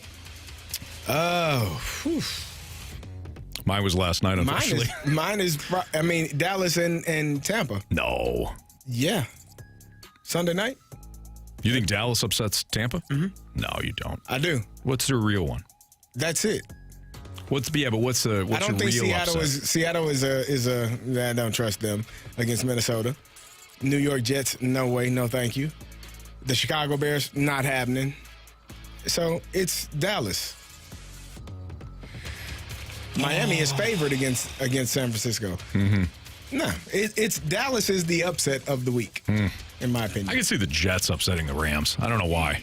What about the Browns beating the Bengals? That ain't an upset. No. Nobody cares. Cincinnati's a 9-point favorite. I don't think Dorian Thompson-Robinson's beating Cincinnati. I don't think he's beating anybody. Oh, DTR. No offense. None taken. I'll say it. I'll say the Jets upset the Rams. Are you serious? If you watch Aaron Rodgers play, and you know I'm not an Aaron Rodgers guy. He had his jersey on earlier. You don't you put that hate on me, Ricky Bobby. They should have beat the Seahawks. They should have beat the Dolphins, and they did beat the Jaguars. Like, they were up big at half against Seattle. They were up. They had that game in control against Miami until late, and then they did beat the Jaguars last week. And Rodgers has played well.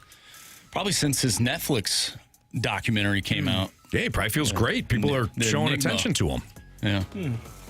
He needs that attention. It's like oxygen to Aaron. All right, it's the Fast Lane on 101 ESPN. We're going to play a very quick hot take or hot garbage. If you got a hot take or hot garbage, send it in 314-399-9646.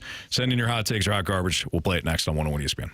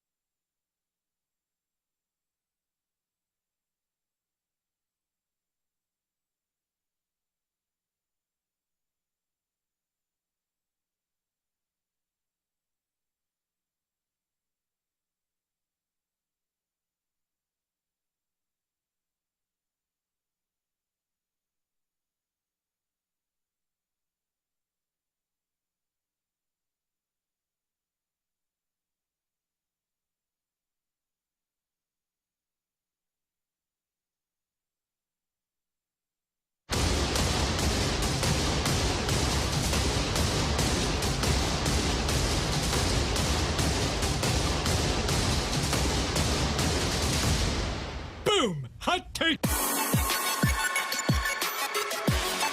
Time for a very quick hot take or hot garbage here in the Fast Lane on 101 ESPN. Your hot take, hot garbage statements can be sent to the Air Comfort Service text line 314-399-9646. Marsh, go. From the 406, hot take or hot garbage, the Blues won't go above 500 for the rest of the season. That's hot garbage. I think it's hot garbage, too. I mean, you can be one game over 500 and be above 500. Math. No. Yeah, that's they science. didn't say 10 games over 500. No. They said game. So, yeah. This is a bit of a rough stretch. Like I had felt that the Blues were heading in the right direction under Jim Montgomery, and in essence, I still think they are. But I think Binnington, outside of the game in Dallas, he's had a rough 4 or 5 games now. But we can see him play much, much better. This offense, they got to figure stuff out. Might not happen tonight against a very physical Florida team, but I do think eventually they'll get on a bit of a hot streak. I don't know if they go to the playoffs, but I think they'll be above 500. Yeah, the lack of scoring It's an issue. is an issue, and it's annoying. How do you score more? Well, you got to shoot the puck and score. We need you to score more You got to goals. put the puck in the back of the net, past the goaltender with your hockey stick. Heck, you don't even have to put it to the back of the net. Just get it over the cross the line. line. Yeah, it's got to be fully over the line. Fully over the line. But still, could be just inside the line. All right, go ahead, Marsh.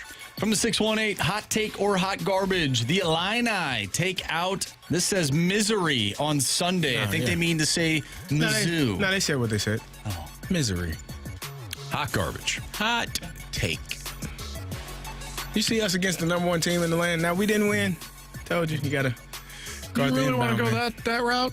What? First of all, you're at home. Did you see us lose the other day, Anthony? It was real close. Thank you. was. Second of all, you didn't win the game. Nah, it happens. Number 1 team in the land. Mizzou. Number 1 team in the SEC. Fire up Tigers. What? Yeah, you didn't want it. Shame. Yeah, you didn't want it. Shameful. So, you know what? I'll tell the Tigers to fire up. Yeah. And fire up the buses after they lose. Oh, good. Yeah. Good one. Back to Columbia. In fact, they're going to go there anyway. The 314. Hot take or hot garbage? This is going to be hot garbage from Anthony, but with the way the schedules are remaining of the season, the Ravens and the Falcons will win their division. Yeah, that is. You're right. That's a hot garbage from me. The Falcons will not win the division. The best. No, they're not. Michael Penix Jr. Well, even if they win out, if the Bucks win out, then it's Tampa's division. And Tampa Bay has the Bucks are losing this Cowboys. weekend. No, they're not. Bucks have the Cowboys, Saints. I think they have the Cowboys, Panthers, and Saints left. They're gonna win. They're gonna win out. Best chance for the Falcons is they win out, which includes a win next weekend in Washington. That will not be easy, but that'll essentially be like the 7th seed playoff play-in game. But the Falcons are not going to win the division. The Ravens might. Nah, that's why I was going to say hot garbage. How are they going to win the division? Well, apparently the Russell Wilson can't survive without George Pickens. And now you got TJ Watt banged up. Nah, he's playing. Frick James says no faith in Penix. No, Penix could lead them to 3 straight wins, but if Tampa wins out, the Falcons won't win the division. Interesting. Can't. Interesting. You know what would be funny if, I don't know if the playoffs could set up like this, but if the Vikings were to play the Falcons, let's say the Falcons squeak in the playoffs, Michael Penix Jr. takes them to the NFC Championship game. Whoa. The Vikings That's a get big in the jump. NFC Championship game, and they play each other, both teams saying goodbye to Kirky football. Could you imagine? I mean, hey, if I can sign up for it right now, Marsh, let's go. We've seen them in the NFC Championship game before. Yes, we have. It didn't go well for the Vikings. That was one of the. They were a really good team that year. It's so it's so funny. This is the Falcons, right? So you got 28-3, obviously. their biggest win in franchise history is talked about in like a disheartening way. Because anytime, watch this, Marsh. Falcons won the 1998 NFC Championship game against the Vikings. Man, that's ridiculous. Randy Moss, Chris Carter. What did Dante Culpepper or was it Warren Moon? Which one was it? Warren Moon? Well, they did not show Randall Cunningham. It was Randall Cunningham. Listen, man. Whew. It's talked That about team as the was Vikings outstanding. lost. People were robbed of watching that Vikings team go to the Super Bowl. I was robbed of that. That was the biggest upset. One of the biggest upsets in NFC Championship history. Jamal Anderson do the Dirty Bird. It's a great game. What they do when they got there? Tim Dwight had a kickoff return for a touchdown. And then what? They lost 34-19. The Broncos. Yeah. John Elway's swan song. All right, we got the playoffs continuing here. The Gauntlet playoffs continue next on 101 ESPN.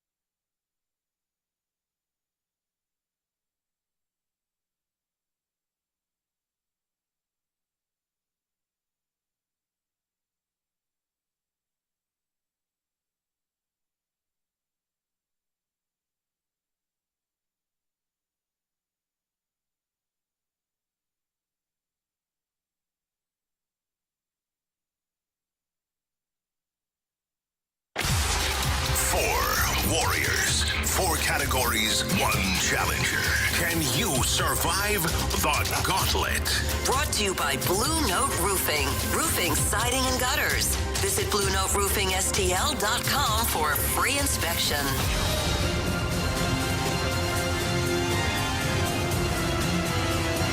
Time for the Gauntlet playoffs to continue. 404, your time check is brought to you by Clarkson Jewelers, an officially licensed Rolex jeweler, with Andrew Marsh and Carey Davis. I'm Anthony Stalter, and we welcome back Nathan. What's up, Nathan? Oh, not much. Not much. So you made pretty... Trying to stay warm. Go ahead. Oh, I was just saying, trying to stay warm. Yeah, I hear you. So you made pretty quick work of Marsh in hockey. You chose hockey. The wheel chose Marsh.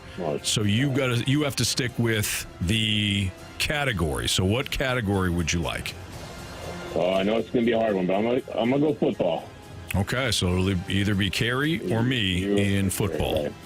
All Yep. right, let's find out who your challenger is. Yep. All right. Go ahead. Marcy, spin that wheel. You already know what you're doing. You've been here before. Yeah, a few times. All right, so let's see. It'll be Carey or me in football. And it will be me. Okay. Ooh. Good luck. Rematch. Good luck, Nathan. Good luck, Anthony. Thank you. All right, Nathan. Anthony is heading out to the cone of silence. You got your category. Marshy is handing me the codes. You know how this goes. You've been doing this for a while now. Are you ready? Yes, I am ready. All right, here we go. Out of all the teams who are currently last in their division, which team has the best record at 6-8?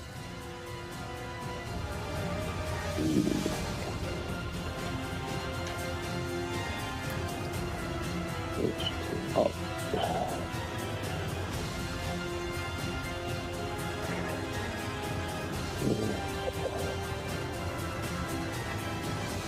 Oh, man. Would you like the options? I'm just trying to go through the teams real quick. San Francisco 49ers. Final answer. Question number 2. The last time the 49ers finished last place in the NFC West was in 2020, when which quarterback played the majority of their games?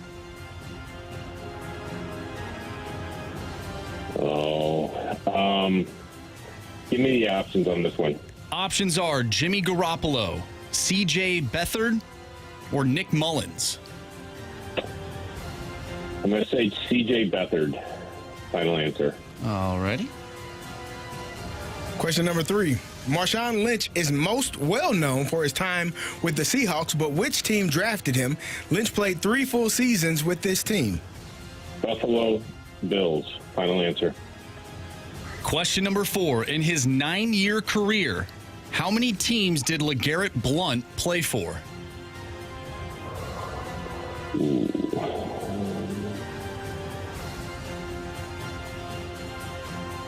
Give me the options on this one. Options are 4, 5, or 6. I'm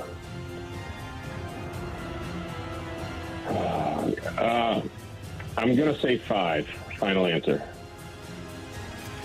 All right, we'll get Anthony back in here. He's looks like he was busy in there in the cone of silence. He's coming back in. He's still talking. Hey, might have been talking to Mike Ryder. How you feeling, Nathan? I'm all right. All right. We'll see how it goes. All right, Anthony, how you feeling? I feel well. Nathan's been obviously unbeaten here, so It was pretty quick, too. I'm the underdog in this one. Okay. Marcy, you want to tell him? Pack a lunch, Anthony. You know it's football. Yes. All right, here we go. Out of all the teams who are currently last in their division, which team has the best record at 6-8?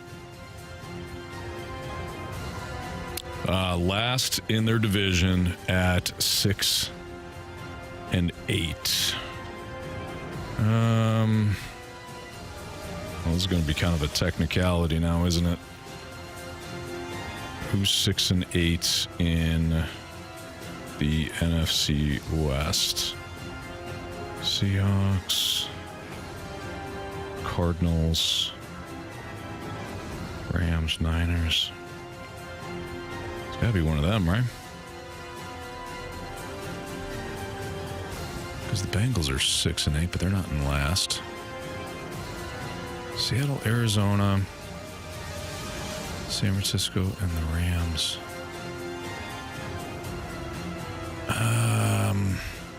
49ers 6-8 right now.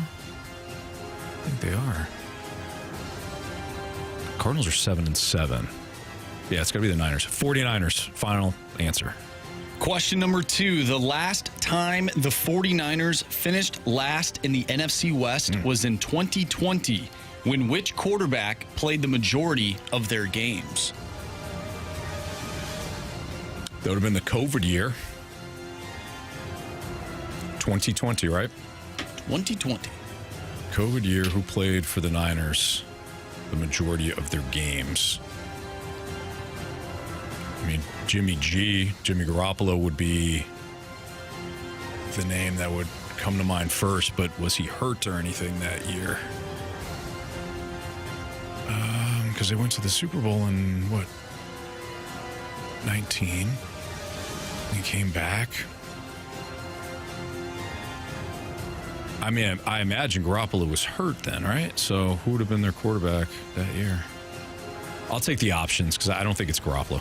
Options are Jimmy Garoppolo, C.J. Beathard, or Nick Mullins.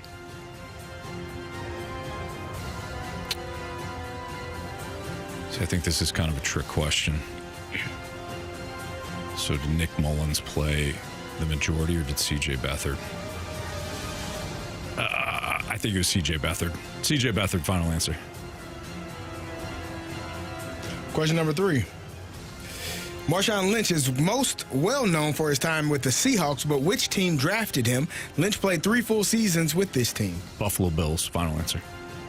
Question number 4. In his 9-year career, how many teams did LeGarrette Blount play for?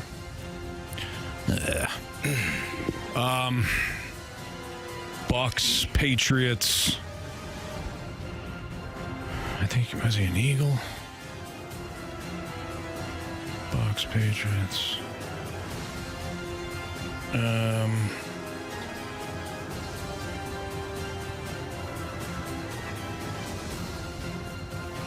mean, I'm not going to ask for the options here. You're going to give me like 2, 3, 4, something like that.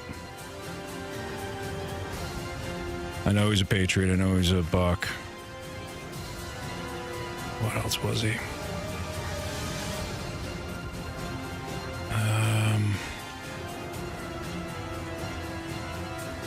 I think maybe the Eagles. I'm gonna say elite. I'm gonna say 4 because I'm probably missing somebody. So 4, final answer. All right, here we go.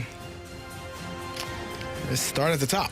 Out of all the teams who are currently last in their division, which team has the best record at 6-8? Nathan, you said 49ers. Anthony, you said 49ers. Correct answer is? It is the San Francisco 49ers. Neither of you needed the options. Marshawn Lynch is most well known for his time with the Seahawks, but which team drafted him? Lynch played 3 full seasons with this team. Nathan, you said Bills. Anthony, you said Bills. Correct answer is? It is the Buffalo Bills. But, yep, neither of you need the options. It's 4-4. Let's go to the next question. The last time the 49ers finished last in the NFC West was 2020, when which quarterback played the majority of their games? Nathan, you said C.J. Beathard. Anthony, you also said C.J. Beathard. Correct answer is? It's Minnesota Vikings backup Nick Mullins. Tied at 4-4. Last question. In his 9-year career, how many teams did LeGarrette Blount play for? Anthony, without the options, you said 4. Yeah. Nathan, with the options, you said 5. Oh. Would you like to hear the options, Anthony? Sure. 4, 5, 6. Oh. Nathan. You have chosen wisely. It was 5. Nathan got you 5-4. Nathan, good job. Great job today. Thank you. Anthony. So what were the teams? I know the Eagles. It was Eagles. Steelers was the one you left out. Bucks, Patriots, and I can't remember who the last And one the is. Detroit Lions. There you go. So he played for the Bucks, the Patriots, the Steelers, Eagles, and Lions. Yeah. Yep. Wow. What about the Titans? No Titans. No? This is 2010 Tennessee Titans. We have a discrepancy here.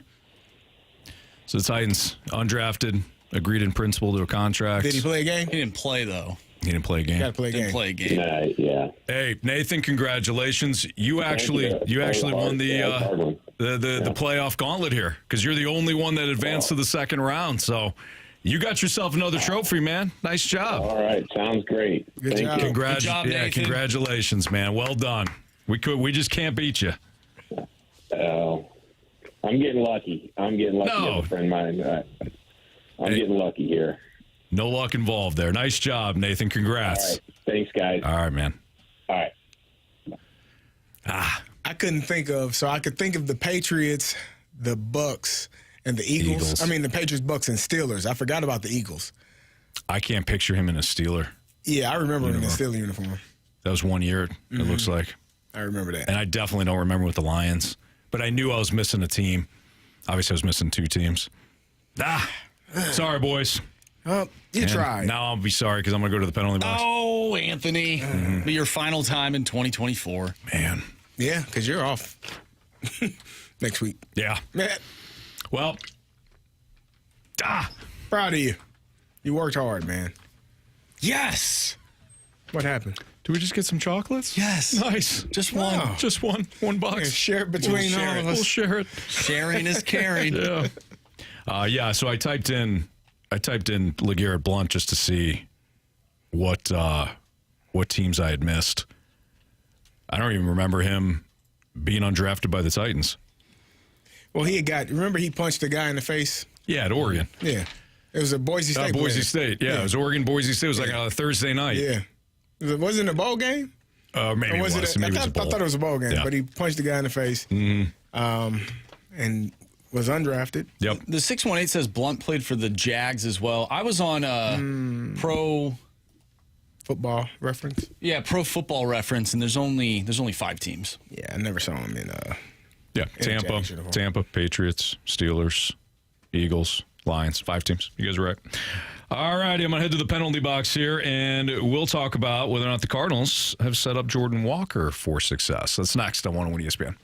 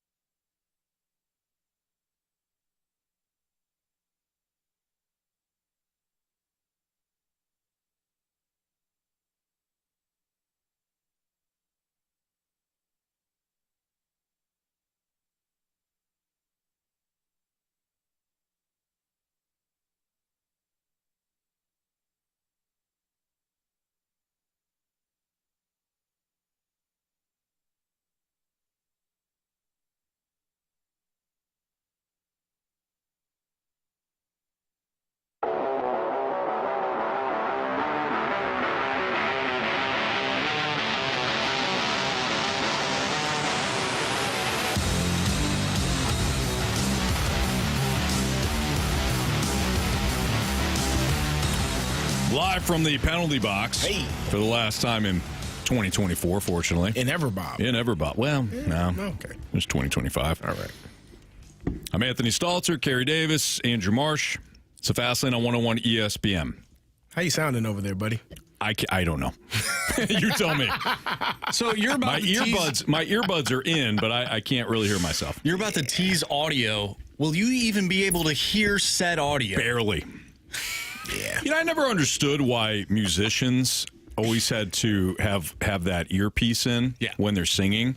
I never got that until I started working in radio. It's like the echo. Because now that I can barely hear myself, it's driving me crazy. So now I get it. Carey, we're basically like crisscross. Yeah. We're musicians. You and I. Yeah. Yep. That's right. Not All right, bad. Katie Woo. You'll at least hear this. I don't know if I will. Katie Woo on Cardinal Territory. That's the podcast under the Foul Territory label. This is her talking about the Cardinals' handling of Jordan Walker. This is kind of interesting. I don't ever think the Cardinals put Jordan Walker in a true position to succeed. And think about it. He came up through the system as a third baseman.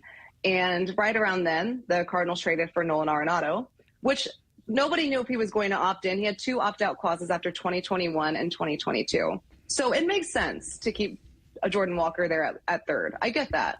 But once Arenado said, hey, I'm in here for the long haul, Jordan Walker should have been pivoted off the third base, and he wasn't. And we know how this went. He switched to the outfield. He played the outfield in Double-A for about 2 months, and then come next spring, absolutely deserved the opportunity. He had a fantastic spring. All of a sudden, he's the Cardinals' opening day right fielder, and he's learning to adjust not just the jump from Double-A to the majors, which is insane. He's learning a brand new position at the major league level. And you can speak to this. There's a huge gap from AAA to the majors. I can't even fathom what the gap would be from AA to the majors. Plus, you're learning a new position, and you're adjusting to major league hitting. And I just think he was never really put in the 1,000% position to succeed. And some of it is on the player to develop and adapt. But going back, I think if the Cardinals had a redo button, they would redo a lot about Jordan Walker. I don't think she's wrong. I don't think she's wrong at all. And it's obvious, right? I don't know if they immediately, to use what Katie Woo said, I don't know if they immediately pivot to Jordan Walker playing the outfield as soon as they acquire Nolan Arenado, if things are significantly better with Jordan Walker, because he still has to learn the position, right? It's not just a given. Even if you spend more time on something, it doesn't mean that you have that skill set. But he is an excellent athlete, as we know. Mm-hmm. You would think that with more repetition, he would have developed into at least an average outfielder by now. But this is what happens when you don't have a game plan for a young player. And I don't care if we're talking about a third baseman that you want to transition to the outfield CD or a young quarterback. Mm-hmm. If you don't have a game plan of this is how we're going to bring this player along, that player is going to suffer. Now, if he's a generational talent, great, but those players are few and far between. And even then, as you know, Carey, the jump from high school football or high school baseball or basketball to the college level is significant. The jump from college to the pros is astronomical. So even for a generational talent, there still needs to be somewhat of a game plan. And it doesn't seem like the Cardinals had laid everything out with Jordan Walker's developments, even after they knew that Nolan Arenado was going to man the third base position for many years to come. Yeah, I think that, you kind of got put in a position where he showed up and played extremely well in 23 in the spring, and they wanted him in there, and he got an opportunity. But then when it started to kind of tail off, he's hitting the ball in the ground, they sent him down, he came back up and played better. The surprising part for me was last year when you sent him down so early. You saw his struggles. You saw that he wasn't adjusting to things well enough or quickly enough, and you sent him down. I guess I didn't understand the reasoning behind sending him down at that point. If he was going to struggle, he was going to struggle and be around the guys that you had here and try to be the best version of what you needed him to be. Mm-hmm. So I wonder, for me, it felt like maybe lack of preparation on not on his part, but just preparing him for the opportunity. And he got sent down, and it was frustrating. I'm sure it was frustrating for him when you're a younger player trying to find your role, and they tell you, all right, you're our starting right fielder. Okay, now you're not, because you don't do this well enough. Well, I'm still working on some things. Yeah, you don't play the field well enough. No bleep, Sherlock. I just got here. Right. You don't know how to. We got a first timer here, Mark.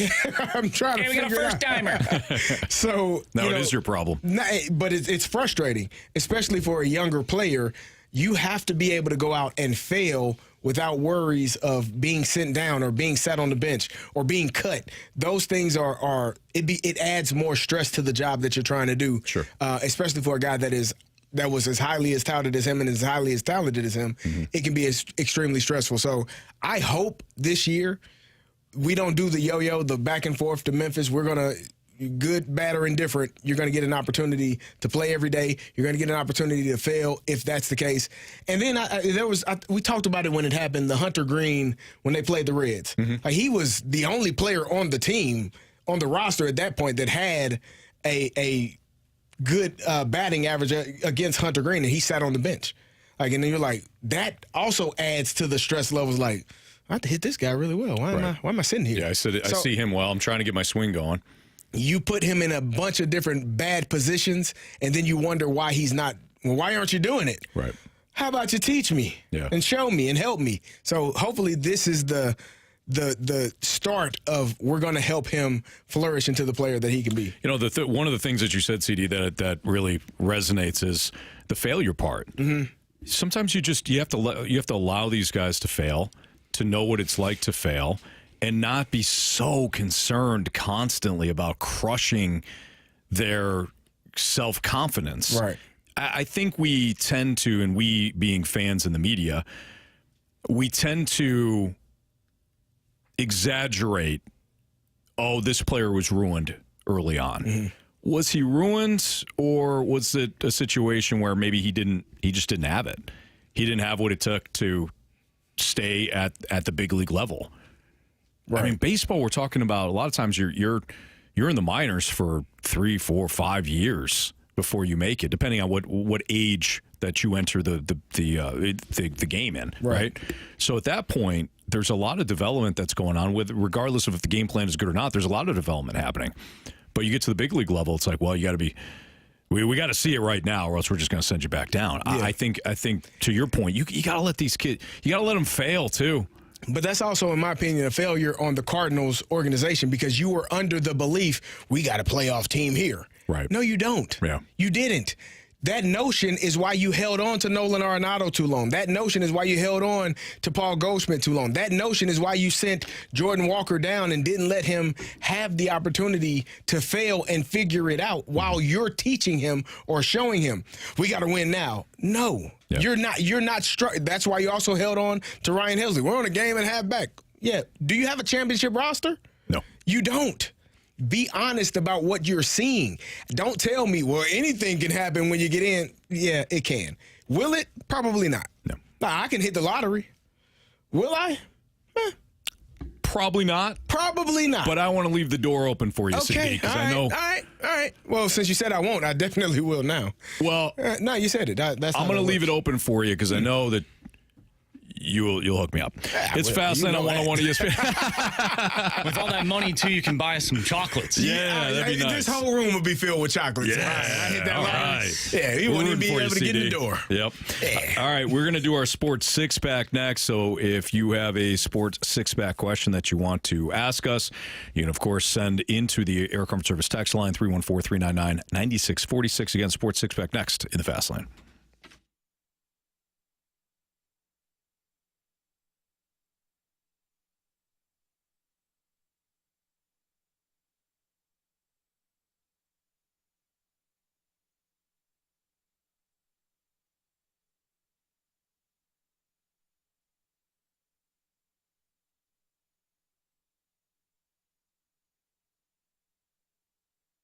Hey, it's Carey here, and if you're a contractor or own a business that needs recycling, my good friends over at Scrap Mart Metals can help you out. They are tailor-made for your business to meet your schedule and budget. Job site cleanup for the contractors can be a mess, but if you set up a business account with Scrap Mart to recycle that metal, it'd be one less thing you have to do during cleanup. You'd be amazed at how the scrap metals add up and how it can help your business cash flow. If you're a plumber, you're into heating and cooling, excavator, or contractor of any kind, Scrap Mart Recycling can make your job easier. They have 3 convenient locations: Valley Park, Peevely, Jonesburg. If it's metal, they will buy it. Copper, wire, brass, stainless steel, aluminum, batteries, electric motors, steel, cast iron, and so much more. It's recycling made easy. You need to give them a call today. They offer a convenient drive-on scale. They have the highest payout. You'll always get the top dollar for your scrap metals. Just go to scrapmartmetals.com and reach out to them. My guy Lucas can talk to you about setting up a business account to get you rolling. That's Scrap Mart Metals. Again, Valley Park, Peevely, Jonesburg. Local is local. You can get to it quickly as possible. Scrapmartmetals.com. Tell them Carey sent you.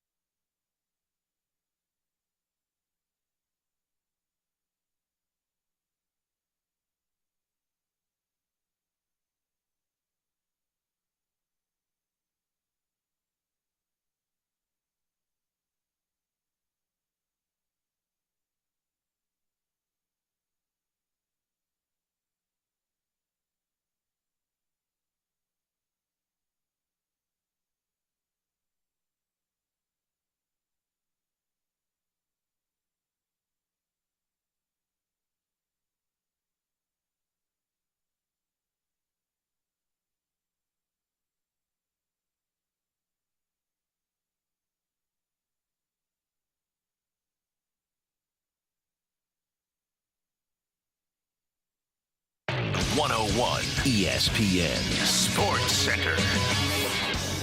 I'm Andrew Marsh. It's time for a Sports Center update driven by Johnny Londoff Chevrolet and Johnny Londoff Autoplex. The Blues look to get back in the win column tonight against the Florida Panthers. They lost last night to the Tampa Bay Lightning by a final score of 3-1.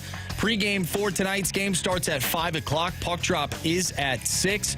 We have our Sports Six-Pack coming up next. So if you have any questions about your St. Louis Blues or anything, make sure you text into the Air Comfort Service text line, 314-399-9646. Sports Six-Pack coming up next. I'm Andrew Marsh, and the Sports Center update is driven by Johnny Londoff Chevrolet and Johnny Londoff Autoplex. See them at londoff.com. Chevy, together we drive. Are you kidding me?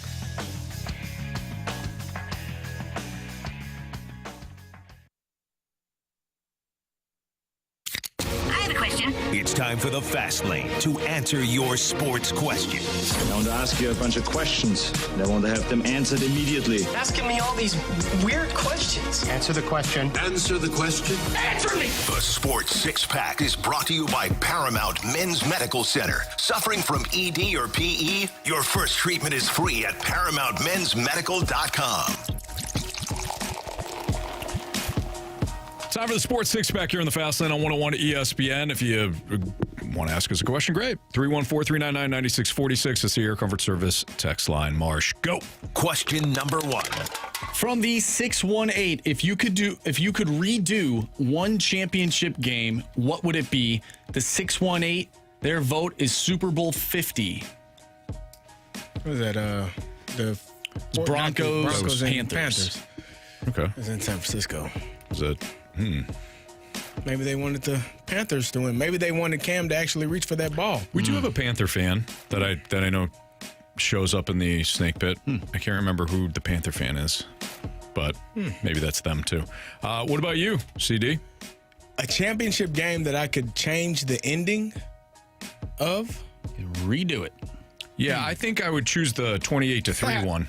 Would you just change the ending, like the last drive where James White doesn't score, or like from the point where it was 28-3, maybe you score another touchdown and make it 35-3? Yeah, I would change it from 28-3 on. Okay. And the Falcons just keep scoring, and it's 59-3. That's if I'm just going to choose, you know, or maybe Brady gets picked off because again by Robert Alford instead of the ball carooning off of and hitting and then landing. And then somehow Julian magically Edelman, hanging up for Julian Edelman for amazing. You knew when he caught that ball, you guys were losing, right? Correct. Yeah. True story. I was at Brad Thompson's house, and I went into the bathroom, and I was going to the bathroom. I thought, okay, we're gonna lose. No. I was in Afghanistan watching that game. Were you? I was. Part of the NFL USO troops. tour. Yeah, cool. It was pretty cool. That is. Sitting there at 2 o'clock, 3 o'clock in the morning. Really? Yeah, I believe so. Yeah. I was tired. I would imagine so. Yeah, I was mad. Now, were you thinking of me? No, actually, I wasn't. Just lie to me at that point. You know what I was thinking about? How hard that would be on you. Thank you. I don't have any championship game. I mean, if I could redo, it's not a championship game. I could redo the Sugar Bowl.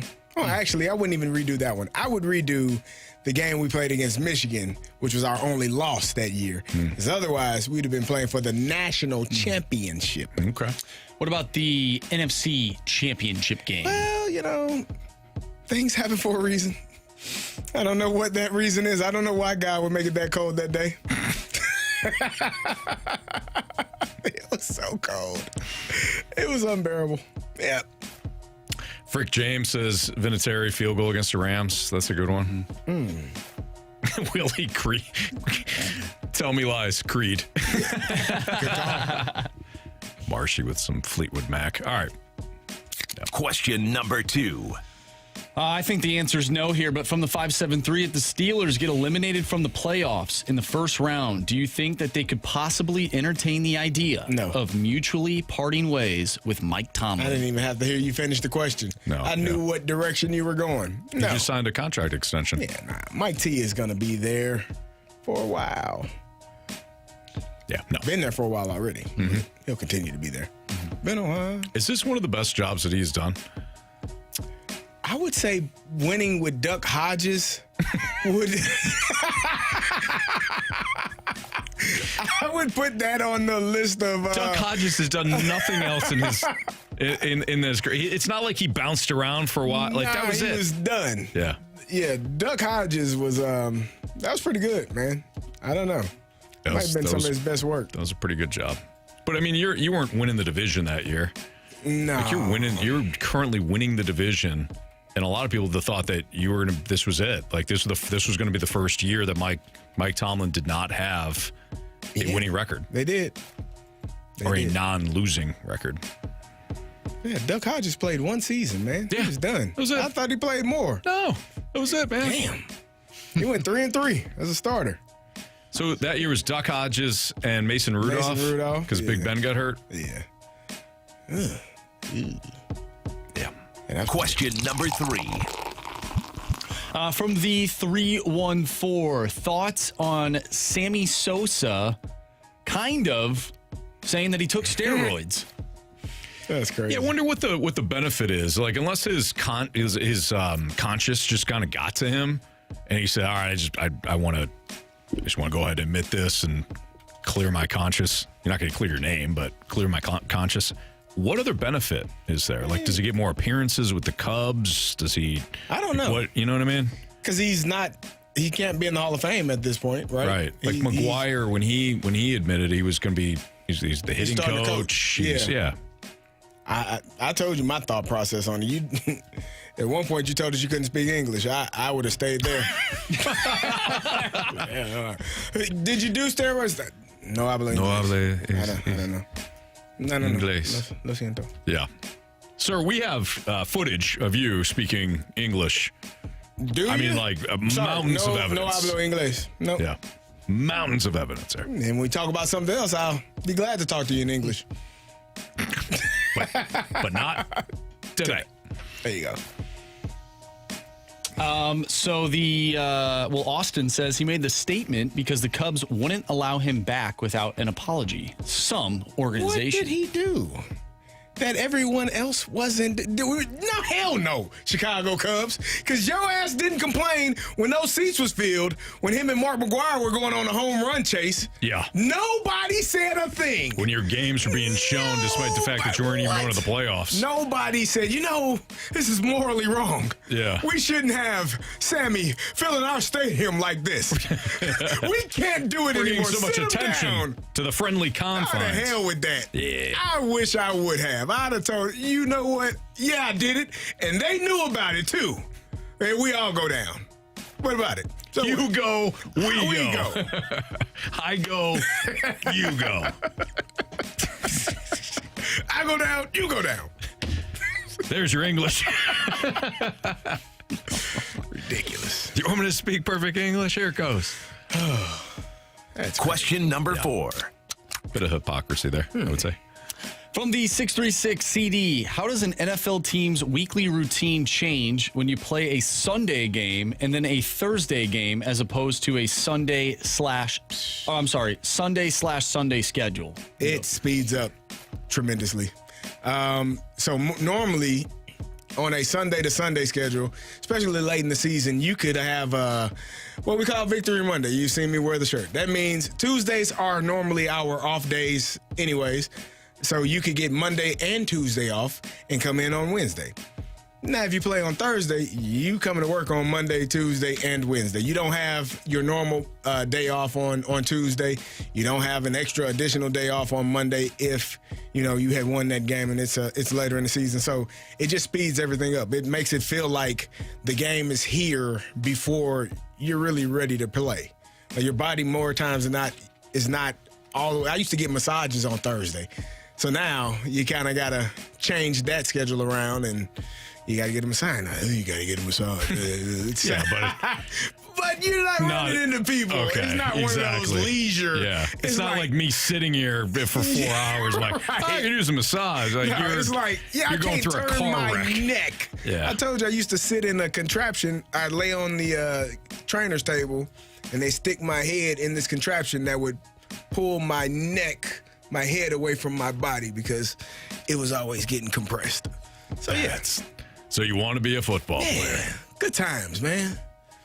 Good times. Good times, I don't great remember oldies. a lot of them, but wow, oh man. Yeah, I'm kidding. Kind of. Question number 5. Waterboy's got a good question here. Was it from the snake pit? He said, "Do you think the Chiefs are looking to see how Maction succeeds since they're playing on a Wednesday?" Yes, absolutely. Some might say that the NFL just wants to claim Wednesday and have the Christmas game, and you got now you got a Wednesday NFL game. But Waterboy hit the nail on the head. Chiefs want to play that day because they know true champions are born on Tuesdays and Wednesdays. Okay. In the fall /winter. Okay. Question number 6. Great question, Waterboy. From the 636, thoughts on LeBron James criticizing the NBA for three-point attempts despite being third on the Lakers in three-point attempts. How would he criticize if he didn't know how ineffective it was? What I think we should do. I don't think we should shoot more threes. Do you think that the three-pointers kind of it's tearing the ruined the NBA? Because you could, I said this the Not other day. You ruined, could, it might be strong. no, it is. You could watch a basketball game and there could be 4, 5, 6, 7 possessions where nobody makes a shot. Nobody goes to the free throw line. Nobody goes to the bucket. They're dancing behind the three-point line, picking, shooting, miss. All right, we're going to sprint down to the other end, shoot, Do the same three, thing. miss. Yeah. And that happens 5 or 6 times. And you're like, dude, can somebody throw it into the paint and let a big man go dunk on somebody's face? I would have loved to watch Shaquille O'Neal play in this era just to see which teammate he choked out first. I'm just watching the game. I don't care about it. I just want to see which one of his teammates, when he gets to the bench, he wraps his hands around and say, don't throw me the ball one more time, and this will be the last time. Not for life, for you. Like, it's not good, man. It's boring. And it is tearing the game up. And he knows it. All right. When we return, we do have an early off time because we got Blues-Panthers pregame starting at 5 o'clock tonight right here on 101 ESPN. We got Bet the Board, 3 stars of the day, and criticisms and compliments. Next in the Fast Lane.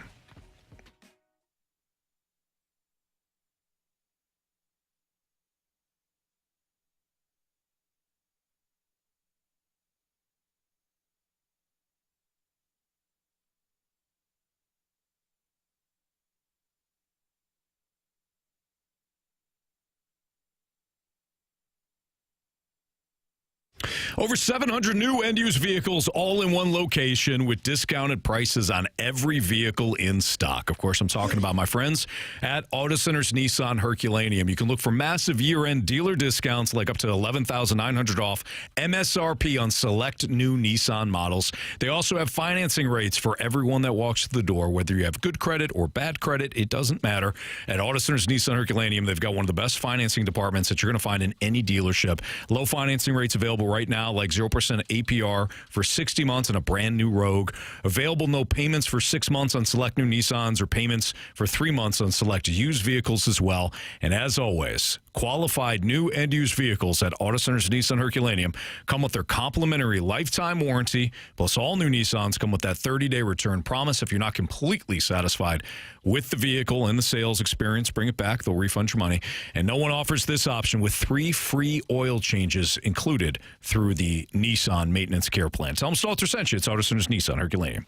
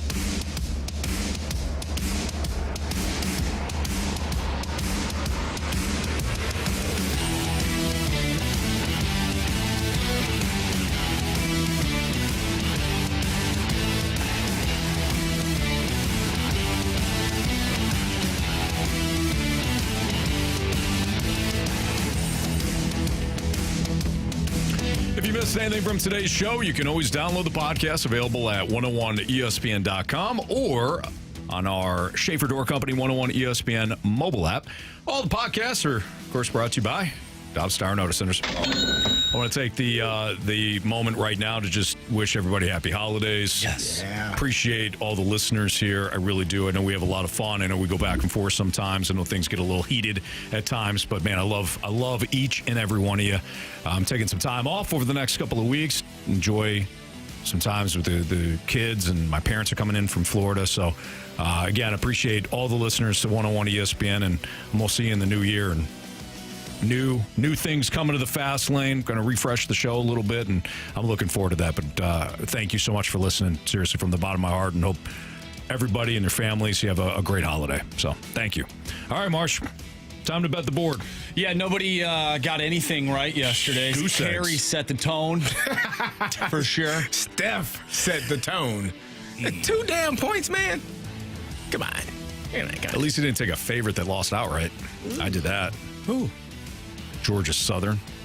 Is that who you had last in the night? Whatever Bowl. Yeah. Oh. I knew I was grasping at straws, but whatever. All right, so let's look at the standings here. Listen. Jamie and I are tied at 8. Carey, you and Anthony are tied at 6. I got to see if I got 7. You don't. I got to check it out. We did have a listener texted in. What did they say? Saying they went back and listened, and it was 33.5. Wow. Trust but verify. All right. Marsh, go for it. I know you got Jamie's pick, too. Oh, yeah, absolutely. So I'm taking on Carey this week in fantasy football, and his quarterback is Josh Allen, and that guy just won't stop scoring. Man. Won't stop running the ball in by himself. Won't stop believing. Won't hand it off to James Cook when I need him to. Josh Allen, anytime touchdown, -140. That's it? You got to run the ball in. That's not a pass. Yeah, I think he's got touchdowns in his last 72 games straight. So. Yeah. But you got to, it's got to be a running. It's got to be a run. Yeah, you can't throw it. Yeah. You got to be a rushing touchdown. That's fine. Or receiving. That's rushing fine. or receiving. That's fine. I've seen it. All right. Man. Carey? Give me the Philadelphia Eagles -3.5 versus the Washington Commanders. I've never done this in the history of Bet the Board. But I'm going to do it. Give me the Falcons -8.5. What? I've been dying for Michael Penix Jr. to take over. You believe? I believe. Oh, wow. Let's lay the 8.5. I'm proud of you. Thank you. Proud of you, man. That took a lot. It is the Giants, but still, 8.5. And they gave up 4,500 points last week. Against a pretty good Ravens team, though. Yeah. All right, Marsh, take it over. Yeah, Jamie, Matthew Tkachuk, 4+ shots on goal. That's good. Nice pick. Plus odds. I like it, though. Nice pick. Plus odds, for sure. All right. Yeah. That's a lot of shots. Somebody, Gator asked, are there any live shows next week? Yes, there's live shows Monday and Friday. Monday and Friday. Then you got like bowl games and NFL games mixed in, some best of shows. But yeah, Monday and Friday. All right, 3 stars of the day. Our 3rd star of the day goes out to our listeners. Happy holidays, Merry Christmas, all that good stuff. Yes. 2nd star of the day. Tom's telling me to get drug tested. 2nd star of the day goes out to chocolates. Yeah, chocolates. Oh, yeah. Yep. Did we get any? And you can get them. Yep. Yeah. 1st star of the day goes out to Carey's hockey stick. Yeah, nice job. Austin Absolutely. Sea Bubble. Yep. Triple deke. Yep. All right, we got Blues and Panthers pregame right here on 101 ESPN starting in less than 5 minutes. Happy holidays, everybody. See you.